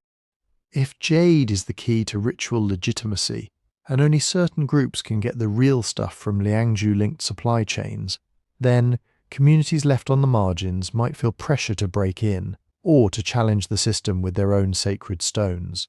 Competition over trade routes can create friction. A settlement controlling a narrow river bend or a low pass between watersheds can tax traffic, block access, or play rival centres off each other. Archaeological hints of palisades, burnt layers and shifts in settlement patterns across the broader region suggest that cooperation and conflict were probably closely intertwined. Even within the Liangzhu sphere, alignments could have shifted, when one lineage's marriage ties overlapped awkwardly with another's, or when a remote resource community began to realize just how valuable its stone, salt, or timber had become. So when we talk about Liangzhu influencing its neighbors, we're not talking about peaceful diffusion on one side and cartoon conquest on the other. We're talking about a dense mesh of kin ties, ritual obligations, gift exchanges, rivalries and negotiations, stretching across river basins and coastal lagoons. A world where a jade buy from a wetland city might end up as the most treasured object in a mountain hamlet's shrine, even as that hamlet quietly wonders why it should keep honouring distant people it has never seen. Those tensions inside the network, the same connections that carried jade and ideas, also meant that when something went wrong, it rarely stayed local. To understand how a civilization this plugged in could still vanish so completely that later dynasties barely remembered it, we have to zoom back in on the mud, the layers, and what they say about the end. The first strange thing about Liangzhu is the name itself. It isn't theirs. Liangzhu is the name of a modern village near the first major site that defined this culture, a type site in archaeological jargon. When excavations there in the mid-20th century turned up a distinctive package of jades, pottery, house foundations, and earthworks, scholars needed a label, so they reached for the nearby place name. The same way Maya comes from a later colonial town, or Harappan from one excavated mound in the Indus. Somewhere between 5,000 and 4,000 years ago, the people who dug those canals and carved those jade cong almost certainly called themselves something. They had words for their town, their river, their ancestors, their enemies. We just don't know any of them. Unlike later dynasties, Liangzhu hasn't left us a clear written voice. No clay tablets covered in signs, no bamboo slips in waterlogged pits. No carved stone monuments announcing the deeds of kings. There are a few marks that tempt us. Some jade cong and pottery vessels bear incised symbols, short sequences of lines and shapes, often repeated, that look tantalizingly like proto-writing. A few scholars have argued that these might be clan marks, ownership signs, or even the embryonic form of characters that later evolve into Chinese script. But they're brief. They don't run in long sequences. They don't obviously record sentences. Most researchers stop short of calling this writing in the full sense. It's more like a shared graphic vocabulary, meaningful for people in the know, but opaque to us, and not clearly phonetic or grammatical. It's also possible that more explicit writing did exist, but on materials that rarely survive. If you scratch symbols into bamboo, paint them on wood, or ink them onto woven cloth, you've created records with a shelf life measured in years, not millennia, especially in a warm, wet delta that routinely floods. Even baked clay tablets can erode in unstable soils. So we're stuck with a sample that's both tiny and heavily biased towards stone and fired earth. That silence has consequences. Without long texts, we don't know what Liangzhu people called their rulers, how they organized their lineages, what stories they told about the floods they clearly feared and engineered against. We can't hear their arguments, their prayers, their jokes. And because later written traditions only really get going in this region 1,000 years or more after Liangzhu's apparent end, there's no obvious historical memory to plug into either. When you open early Chinese texts, the oracle bone inscriptions of the late Shang, the transmitted classics compiled in the Zhou and later periods, you do find lists of ancient peoples and shadowy polities, tribes along the eastern seas, states in the lower Yangtze, names like Yue and Wu and others even more obscure.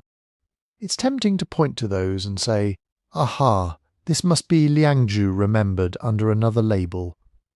But the timelines don't quite line up.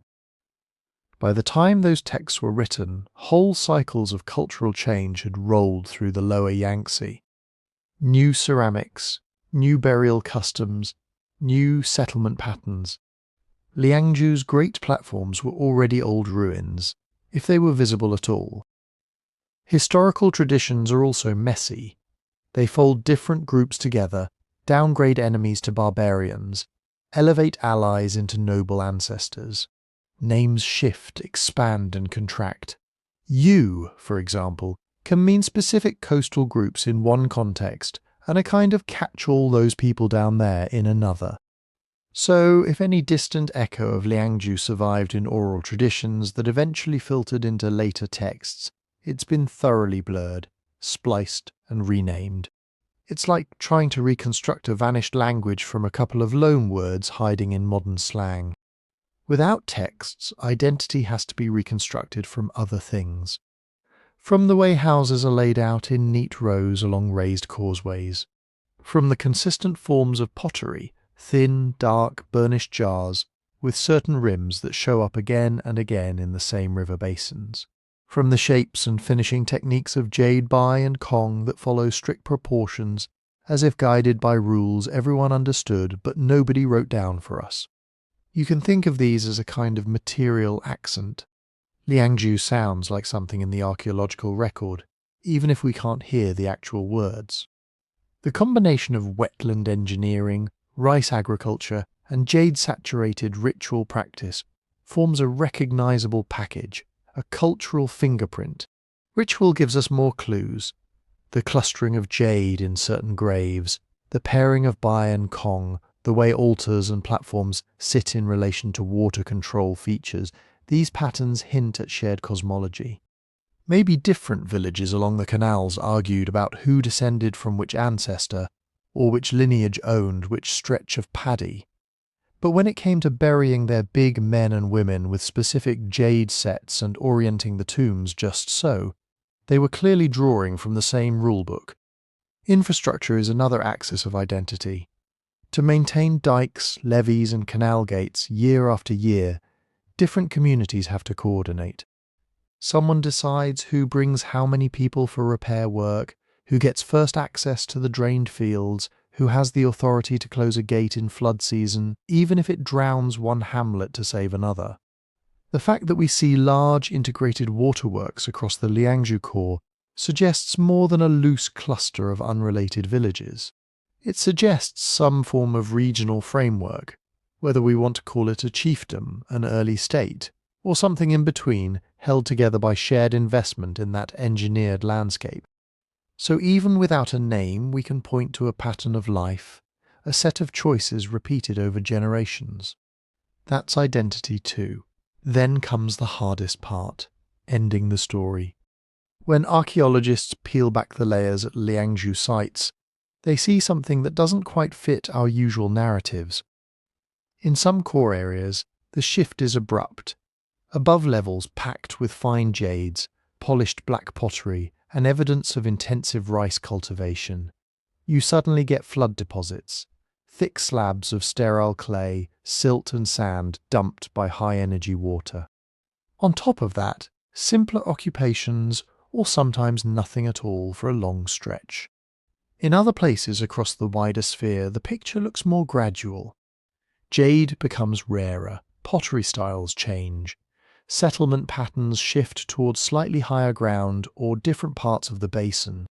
Some practices that feel Liangzhu certain house forms, certain farming habits, seem to bleed into later cultures, altered, but not entirely gone. That tension has sparked one of the big debates in Neolithic East Asian archaeology. Was Liangzhu wiped out quickly by catastrophic flooding and climatic shifts? Its core population displaced or destroyed, while fragments of its culture drifted on elsewhere? Or are we mainly seeing the slow transformation of a system under pressure, water management failures, social upheavals, trade realignments, where elites lose their grip, ritual loses its jade, and new configurations emerge without a single dramatic fall? The truth may lie somewhere in between, a landscape already stressed by social and environmental strains, then hit by a series of extreme floods that made the old wetland city model untenable. What we can say with some confidence is this: whatever they called themselves, the people who built Liangzhu's jade-laced, water-bound world did not get to leave a clear signature in the historical record. Their name vanished, their voice went quiet, and later civilizations rose over a landscape their canals had already reshaped.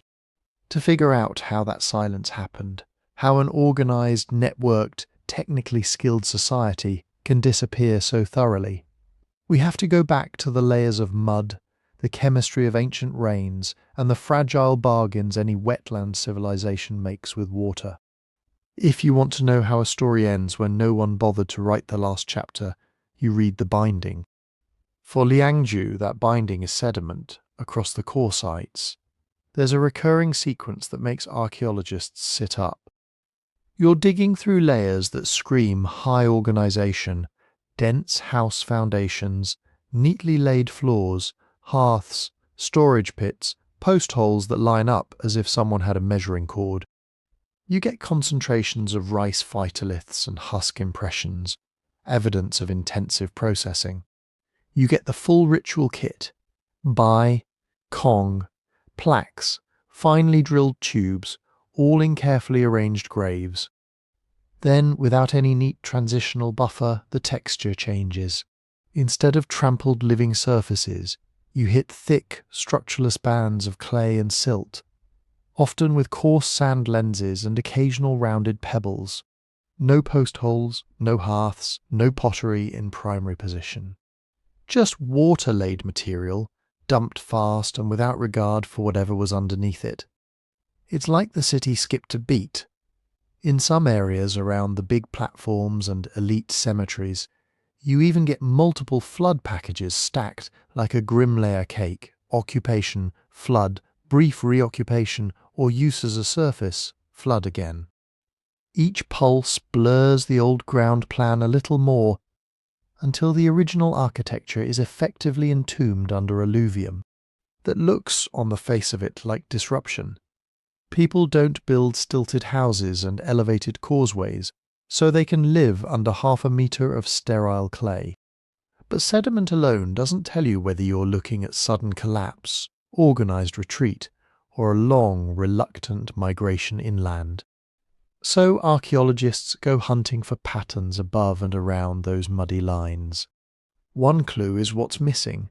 Above certain flood horizons in the core, the signature Liangzhu package thins or disappears. The black, highly polished pottery with its characteristic shapes stops showing up in quantity. The spectacular jades, especially the big, high labour pieces, are gone. You might still find people using the area at later dates. Maybe a few scattered pits, rougher ceramics, traces of small-scale activity. But whatever's happening, it isn't a continuation of the old wetland capital in slightly muddier form. The density drops, the complexity drops, the material accent changes. When archaeologists talk about settlement density, this is what they mean. Not just how many sites show up on a map, but how thick the traces of daily life are in each place. Liangzhu's heyday layers are busy: trash pits, repair cuts, overlapping post holes from rebuilt houses. The later ones in those same low-lying zones are quiet. At the same time, you start seeing something else.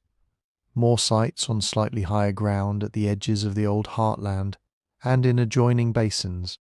They're smaller. Their layouts are less monumental. Their ritual equipment looks toned down. This is where material culture comes in as a diagnostic tool. If a society collapses in place, elites overthrown, infrastructure neglected, population drastically reduced, you often see a sharp drop in craft specialization and status display right on top of the old center. People still live there, but they stop doing the expensive, coordinated things that made the place look like a capital. If people migrate, voluntarily or under duress, you expect to see their habits pop up somewhere else. Same kinds of house plans, same ways of making pots, same styles of ornaments, maybe in cheaper materials at first. The signature moves, just on a different stage. If what you're looking at is more like a cultural transition, new groups blending with old ideas mutating over time, the changes tend to be more uneven. Some practices linger for generations, others vanish quickly. A kind of mosaic replaces a clear, coherent pattern. Liangzhu's end shows pieces of all three. In some core zones, the combination of abrupt flood deposits, sharp breaks in building continuity, and the absence of immediate, comparable reoccupation looks like people being forced out or choosing not to come back in any organized way. That smells like partial collapse of the old system, at least locally. But in surrounding regions, especially on safer elevations, there are sites where certain Liangzhu habits seem to smoulder on. The fierce Jade hierarchy, for example, fades rather than snaps. At the peak, a handful of tombs are loaded with dozens of finely carved bai and cong, while most graves get little or none. That's an extreme inequality in access to a very labour-intensive material. In later levels and neighbouring cultural phases, you still see bai-like and cong-like objects, but they tend to be fewer per grave, smaller, ruder in finish, sometimes even in other stones or imitative materials. It's as if the idea of those forms, whatever cosmological weight they carried, outlasted the ability or willingness to sink massive resources into them. You also see burial architecture changing. Deep, carefully constructed chambered tombs with multiple grave goods give way, in many areas, to shallower pits with simpler offerings. Orientation rules loosen. The strict pairings and quantities that archaeologists map out in classic Liangzhu cemeteries blur into more varied, less regimented arrangements. That doesn't scream everybody died at once. It sounds more like elites losing their grip, ritual being renegotiated, and old symbols being repurposed or cut down to fit new economic realities. Meanwhile, pottery tells its own, quieter story. Decorative motifs shift. Vessel shapes that were once standard become rare. New forms appear that link more closely to later Neolithic and early Bronze Age cultures, further up the Yangtze and along the coast. Paste recipes and firing techniques evolve. To a ceramic specialist, those changes are like dialect drift. You can almost hear the accent sliding towards something else. But here's the crucial complication. None of this is globally synchronized. One site might show a brutal flood package dated to roughly 4,300 years ago, with a stark drop in occupation afterward. Another, even within the broader Liangzhu sphere, might continue with fairly Liangzhu-like material for a few centuries beyond that, just in smaller, more dispersed communities. Yet another might show early adoption of new pottery styles and burial customs, while still using elements of the old Jade repertoire. That asynchrony matters. It suggests we're not dealing with a single day of doom, a one-and-done deluge that erased an entire civilization in a single season. Instead, the archaeological record points to a staggered unwinding. Some places get hammered early and hard. Others adapt for a while. Some may experience multiple rounds of stress, flood, recovery, reorganization before finally tipping into a new configuration. So when researchers try to label what happened to Liangzhu, they need more than a dramatic phrase.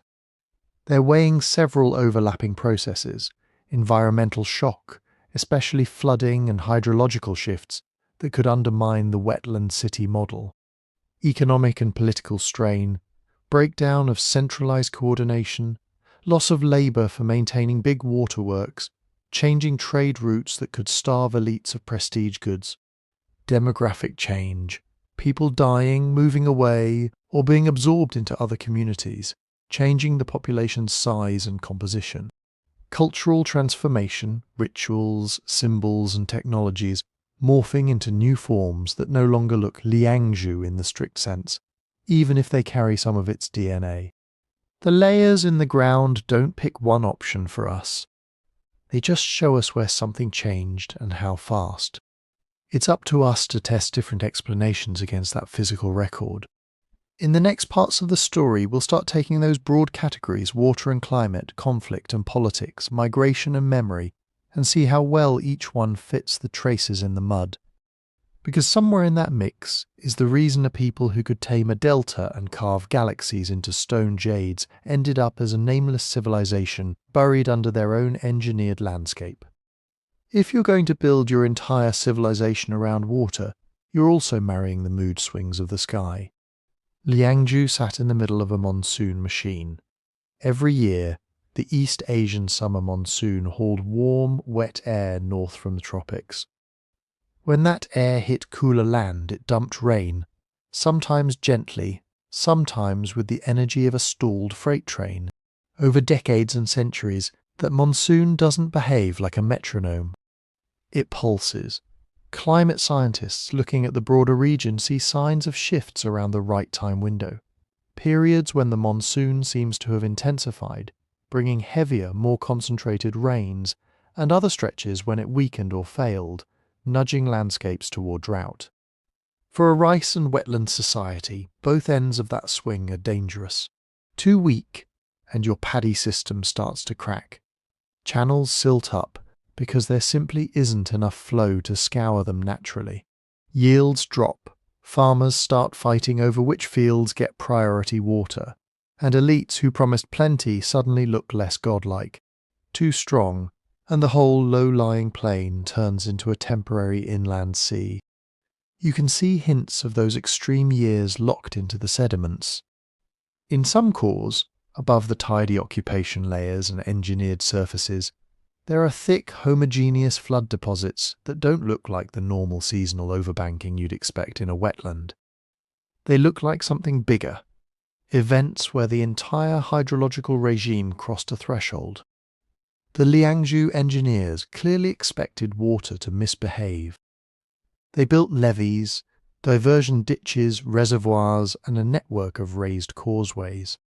They terraced platforms so that the most important buildings and tombs sat above ordinary flood levels. They were not naive, but there's a limit to how much control you can impose on a delta. Picture a year or a decade when the summer monsoon stalls over the lower Yangtze, dropping rainstorm after rainstorm onto hills already saturated. Tributaries spike, the main channels swell. The carefully managed lake that cushions your city fills to the brim, then keeps rising.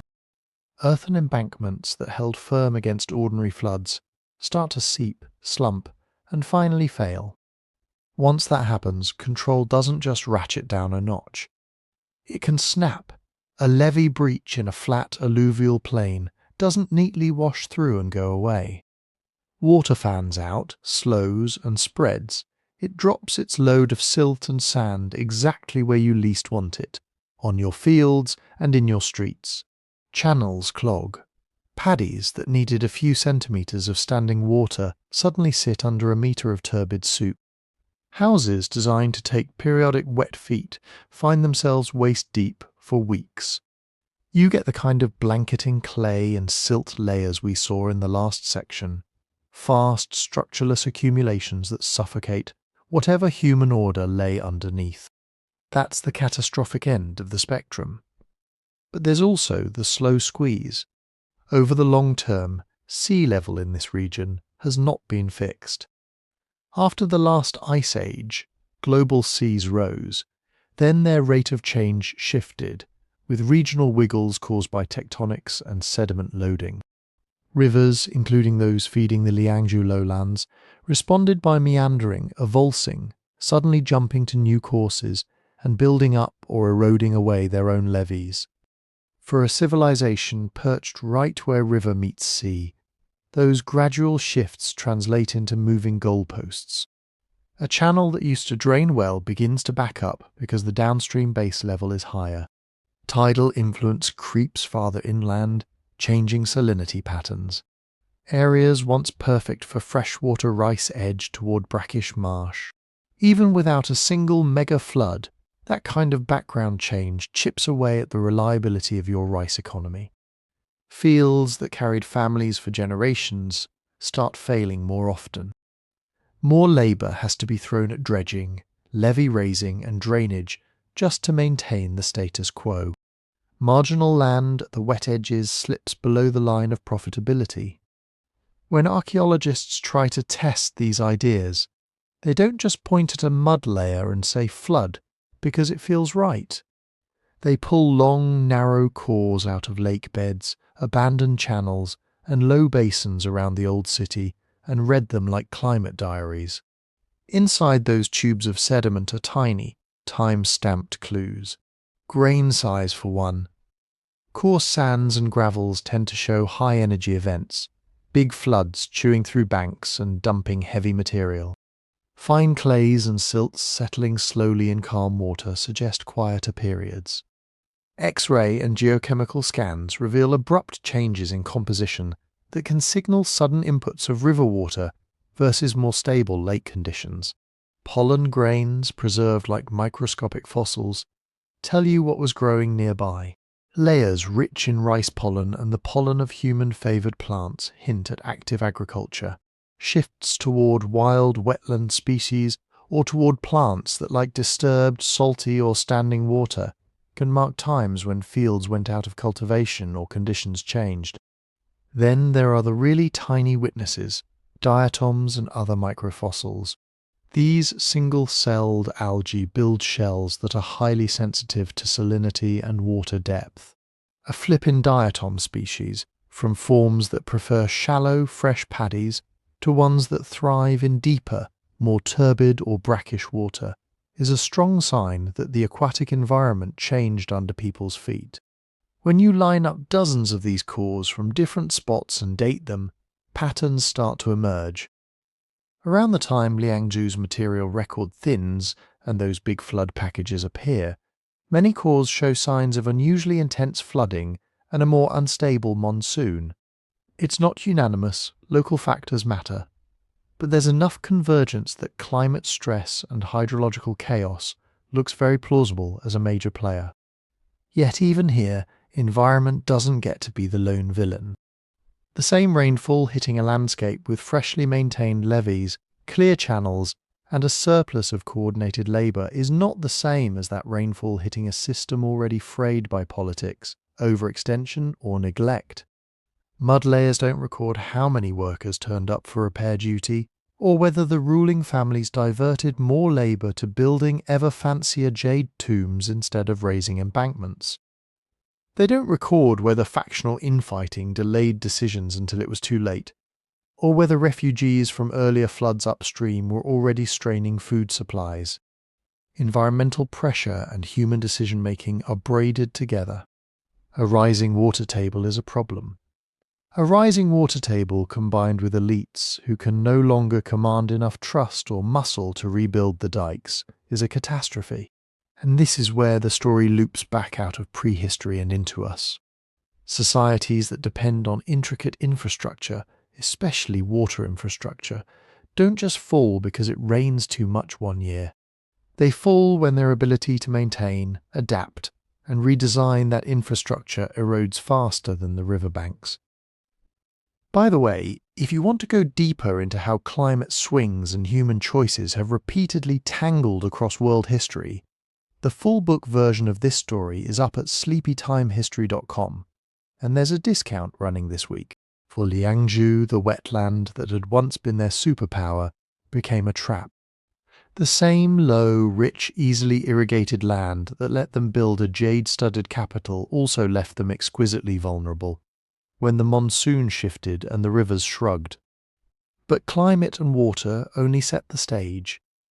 Whether the actors freeze, flee or fight is another matter. In the next part, we'll look at what happens when political structures strain under that pressure, when competition for land, labour, and ritual prestige turns the rising water from a shared problem into a weapon and an excuse. Power in a place like Liangzhu wasn't just about who sat on the tallest platform. It was about who could make thousands of people move in the same direction at the same time, year after year. And that's where inequality comes back into the frame. Those Jade, and Cong didn't carve themselves. The terraces, dams, and causeways didn't emerge from spontaneous community spirit. They were the product of command, someone deciding where the canal would run, whose fields would be sacrificed for the reservoir, who got extra rice in a bad year, and who went hungry. At first, that kind of inequality can feel like a fair trade. You give a priest-king your labour, your surplus grain, your son for the work crew, and in return the fields stay watered, the floods are tamed, and the ancestors remain on your side. The jade on the hill is proof the spirits are listening. But when the system starts to falter, inequality doesn't stay abstract. It becomes personal. Imagine a stretch of bad monsoons. Some levees fail, some don't. Some communities get prompt repairs, others wait. The storehouses in the core city still seem to have grain, while outlying hamlets are scraping the bottom of every basket. You don't need written records to see how that would play out. In the archaeological record, one of the telltale signs of rising tension is divergence. Rich tombs staying rich, even as the average burial thins out. Elite compounds staying maintained while more modest structures are abandoned or rebuilt in cheaper, more hasty fashion. Workshops near the centre still turning out high-quality jade, even as outer zones show less craft specialization. At Liangzhu, we do see that kind of sharp hierarchy. Monumental platforms and finely furnished graves for a small number of people, simpler pits and fewer grave goods for everyone else. That imbalance was baked into the system long before the end. What we don't have yet are smoking guns of armed conflict. If Liangzhu had collapsed in a blaze of warfare, we'd expect a few specific kinds of traces. Mass graves with clear trauma, skulls cracked by blows, ribs pierced by projectiles, bones cut or burned in ways that don't match ordinary ritual. Defensive works hastily reinforced, ditches recut and deepened, palisade lines rebuilt over and over. Burn layers in key structures, not just accidental hearth fires, but widespread synchronized destruction. So far, those hallmarks are thin on the ground. There are occasional hints of interpersonal violence, as you'd expect in any dense society, but not the sustained pattern of warfare you see in some later Bronze Age cities. That doesn't mean conflict wasn't there. It just might have worn a different face. Think about water as a political weapon. If you control the gates on the main canal, you don't need an army to hurt your enemies. You can simply decide that repairs will, unfortunately, be delayed to their side of the basin. You can release water at the wrong time, sabotaging a planting season. You can prioritize the paddies that send grain to your own warehouses over those that feed a rival lineage. None of that leaves the same kind of archaeological signature as a burned fort. It leaves patchy fields, frustrated farmers, and whispered curses against the people in charge of the sluice. Now layer factional politics on top. Liangzhu wasn't a simple one-house show forever.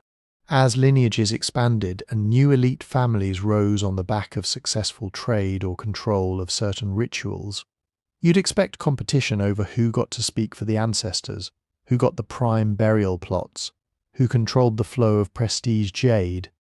In that kind of environment, every failed harvest, every flood, every ruined paddy becomes ammunition.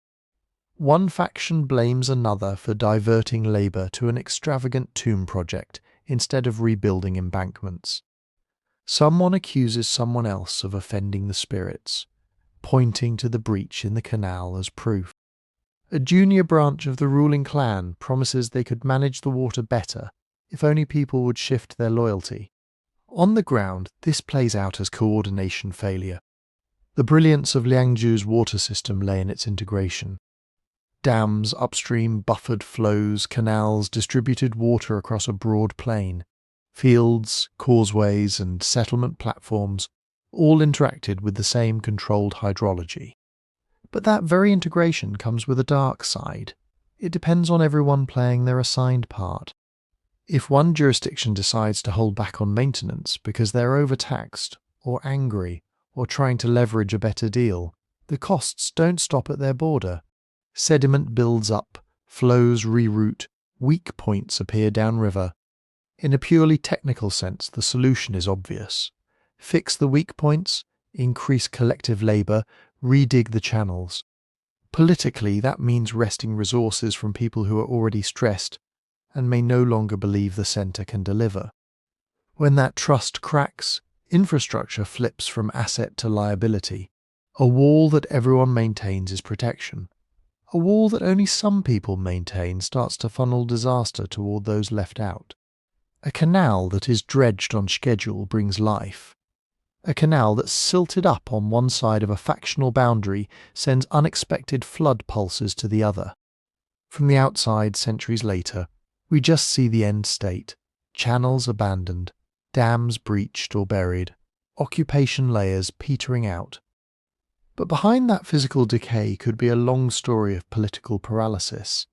Meetings that went nowhere, rituals that failed to convince, leaders who could no longer command the bodies needed to keep the water machine humming.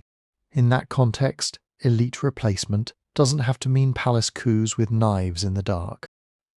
It could look like people voting with their feet. An up-and-coming faction in some neighbouring upland or along a different branch of the river offers a simpler deal. Move here, work these fields, take part in our rituals. No giant embankments to maintain, no flooded capital to bail out. Maybe fewer jade ornaments, but more predictable yields. Over a generation or two, key specialists, craftspeople, ritual experts, managers start marrying into those other communities. Some of the ritual symbols of Liangzhu travel with them.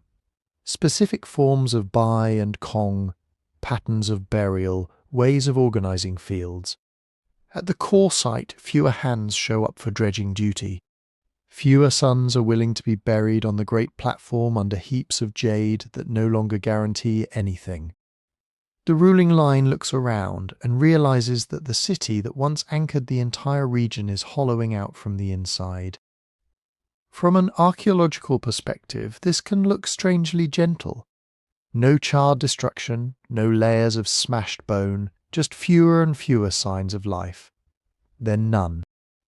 The centre goes quiet, while in surrounding areas you see continuity in tools, farming, and sometimes even ritual items, just under new roofs and new local names. That's cultural absorption. Instead of a civilization dying in place, it dissolves into the cultures around it, like ink dispersing into water. The Liangzhu way of managing rice, building platforms, carving jade, and maybe even thinking about the cosmos doesn't vanish. It gets folded into whatever comes next, the early cultures that later Chinese traditions will look back on and mythologize without knowing exactly who did what, where. To us, centuries and millennia later, that looks like disappearance. One moment, dense jade burials and big earthworks. The next, a quieter landscape, new ceramics, different settlement patterns. It's tempting to draw a thick line and say, here, the Liangzhu civilization ended. But on the ground, for the people living through it, the story was probably less about endings and more about renegotiation. New leaders, new centres, old ideas remixed under different skies. The Jade cities didn't crumble into nothing. Their power structures proved fragile. Their rituals lost their monopoly. Their capital lost its pull. Yet their descendants and their cultural DNA kept walking, planting, carving and praying in the same river valleys. In the final part, we'll follow those echoes forward, how traces of Liangzhu's thought world and technology show up in later traditions, and how a nameless wetland kingdom might still be haunting the foundations of what we call Chinese civilization today. If you zoom out from the drama of collapse and ask a quieter question, what actually survived, the picture gets more subtle and honestly more interesting. Because even without names, without chronicles, without a single intact scroll, Liangzhu does not feel like a complete dead end. It feels like a foundation that later builders paved over, brick by brick, without ever knowing whose house they were standing on. Take Jade, for a start. Thousands of years after Liangzhu's dams silted up, later dynasties are still obsessing over Jade. Philosophers write that the gentleman compares his virtue to jade. Ritual manuals lay out which kinds of jade discs belong in which ceremonies. Jade Bai become tokens of heaven. Jade Cong fade into obscurity. But the idea that carved stone can bridge human and cosmic order never really goes away. Is that a straight line from Liangzhu to Zhou ritual texts? No, too much time, too many missing layers. But when you see very similar forms, flat discs, columnar tubes with cornered exteriors, reappearing in later Neolithic and early Bronze Age cultures to the north and west, it's hard not to suspect a shared inheritance. Maybe not a conscious memory of Liangzhu as a place, but a memory embedded in practice. This is how you mark a sacred boundary. This is what a serious burial looks like. Jades reserved for the few, used to stage a relationship between the living, the dead, and the sky. Chinese tradition later turns jade into a moral technology, something that disciplines the self, represents purity, stands between the ruler and the chaos outside. Liangzhu's jade was doing something similar, long before anyone wrote those ideas down. Whether that's direct descent or convergent thinking on the same material, it's one of the clearest ways the wetland kingdom still whispers in later ritual. But then the mystery pushes back. Between the last flourishing Liangzhu platforms and the earliest clearly documented dynastic states, there are gaps, regional cultures that rise and fall, shifts in pottery styles, changes in settlement patterns. Archaeologists give them modern names: Qiyia, Longshan, Shijiahe. None of them come with a label saying former Liangzhu people now relocated. We don't know what the Liangzhu called themselves. We don't know what their neighbours called them. We don't know which later legendary groups, if any, might preserve a warped folk memory of jade cities in the southern wetlands. That silence is part physical, part historical. Wetland sites rot. Wooden tablets, fibre, bark, all the cheap everyday materials you would have used to keep accounts or scratch short notes, disappear in mud and bacteria. Whatever oral traditions survived the dispersal of Liangzhu's people were filtered, edited, overwritten by centering states that emerged hundreds or thousands of years later. So scholars argue, some see deep continuity, rice agriculture, water management, and jade ritual radiating north over centuries, slowly crystallizing into the ritual systems you eventually see codified in Zhou and early imperial texts. Others are more cautious, pointing to abrupt changes, regional breaks, and the sheer weight of time between 2500 BCE and the first solid historical inscriptions. And into that fog step the new tools.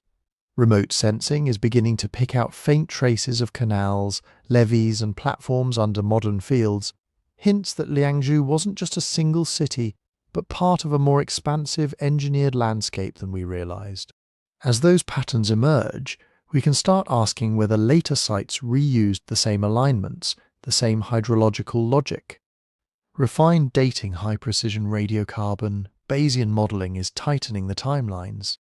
Instead of broad sometime in these 3 centuries, we're starting to see which regions lit up just as Liangzhu dimmed, which communities may have overlapped for a human lifetime or two.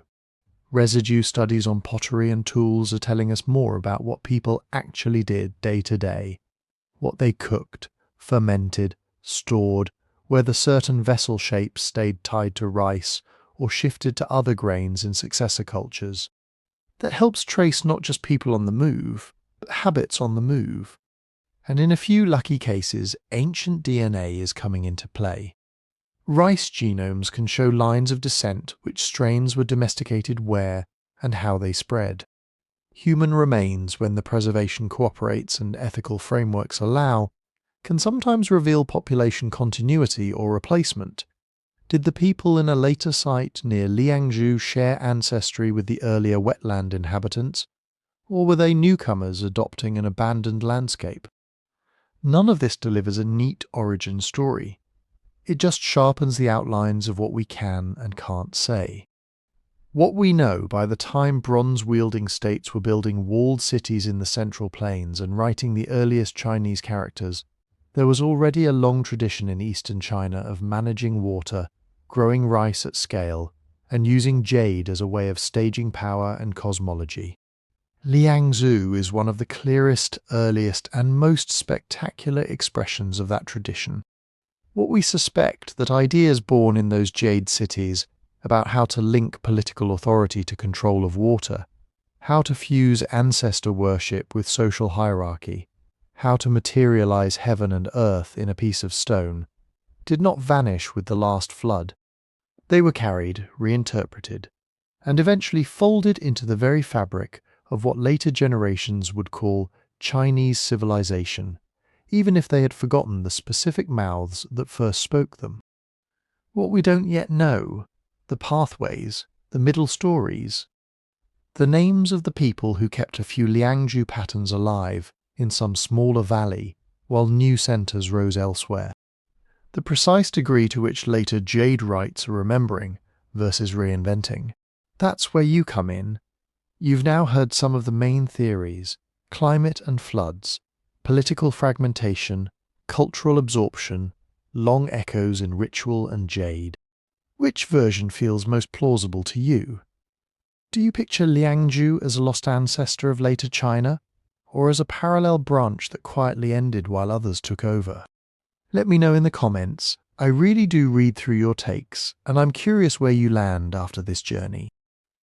If you enjoyed exploring this nameless jade civilization, it's just one chapter in a much bigger story. I've put together a book of prehistoric secrets and deep-time mysteries, going far beyond Liangzhu to other forgotten worlds and near extinctions. If you'd like to read more, or pick up a copy, you can find it at sleepytimehistory.com. And if you'd like to keep travelling back into these hidden layers of the past with me, please take a moment to like this video, subscribe to the channel, and share your thoughts below. Tell me which theory you favour, and also where you're listening from. I love seeing this community of time travellers mapped out across the modern world that grew from all these ancient experiments.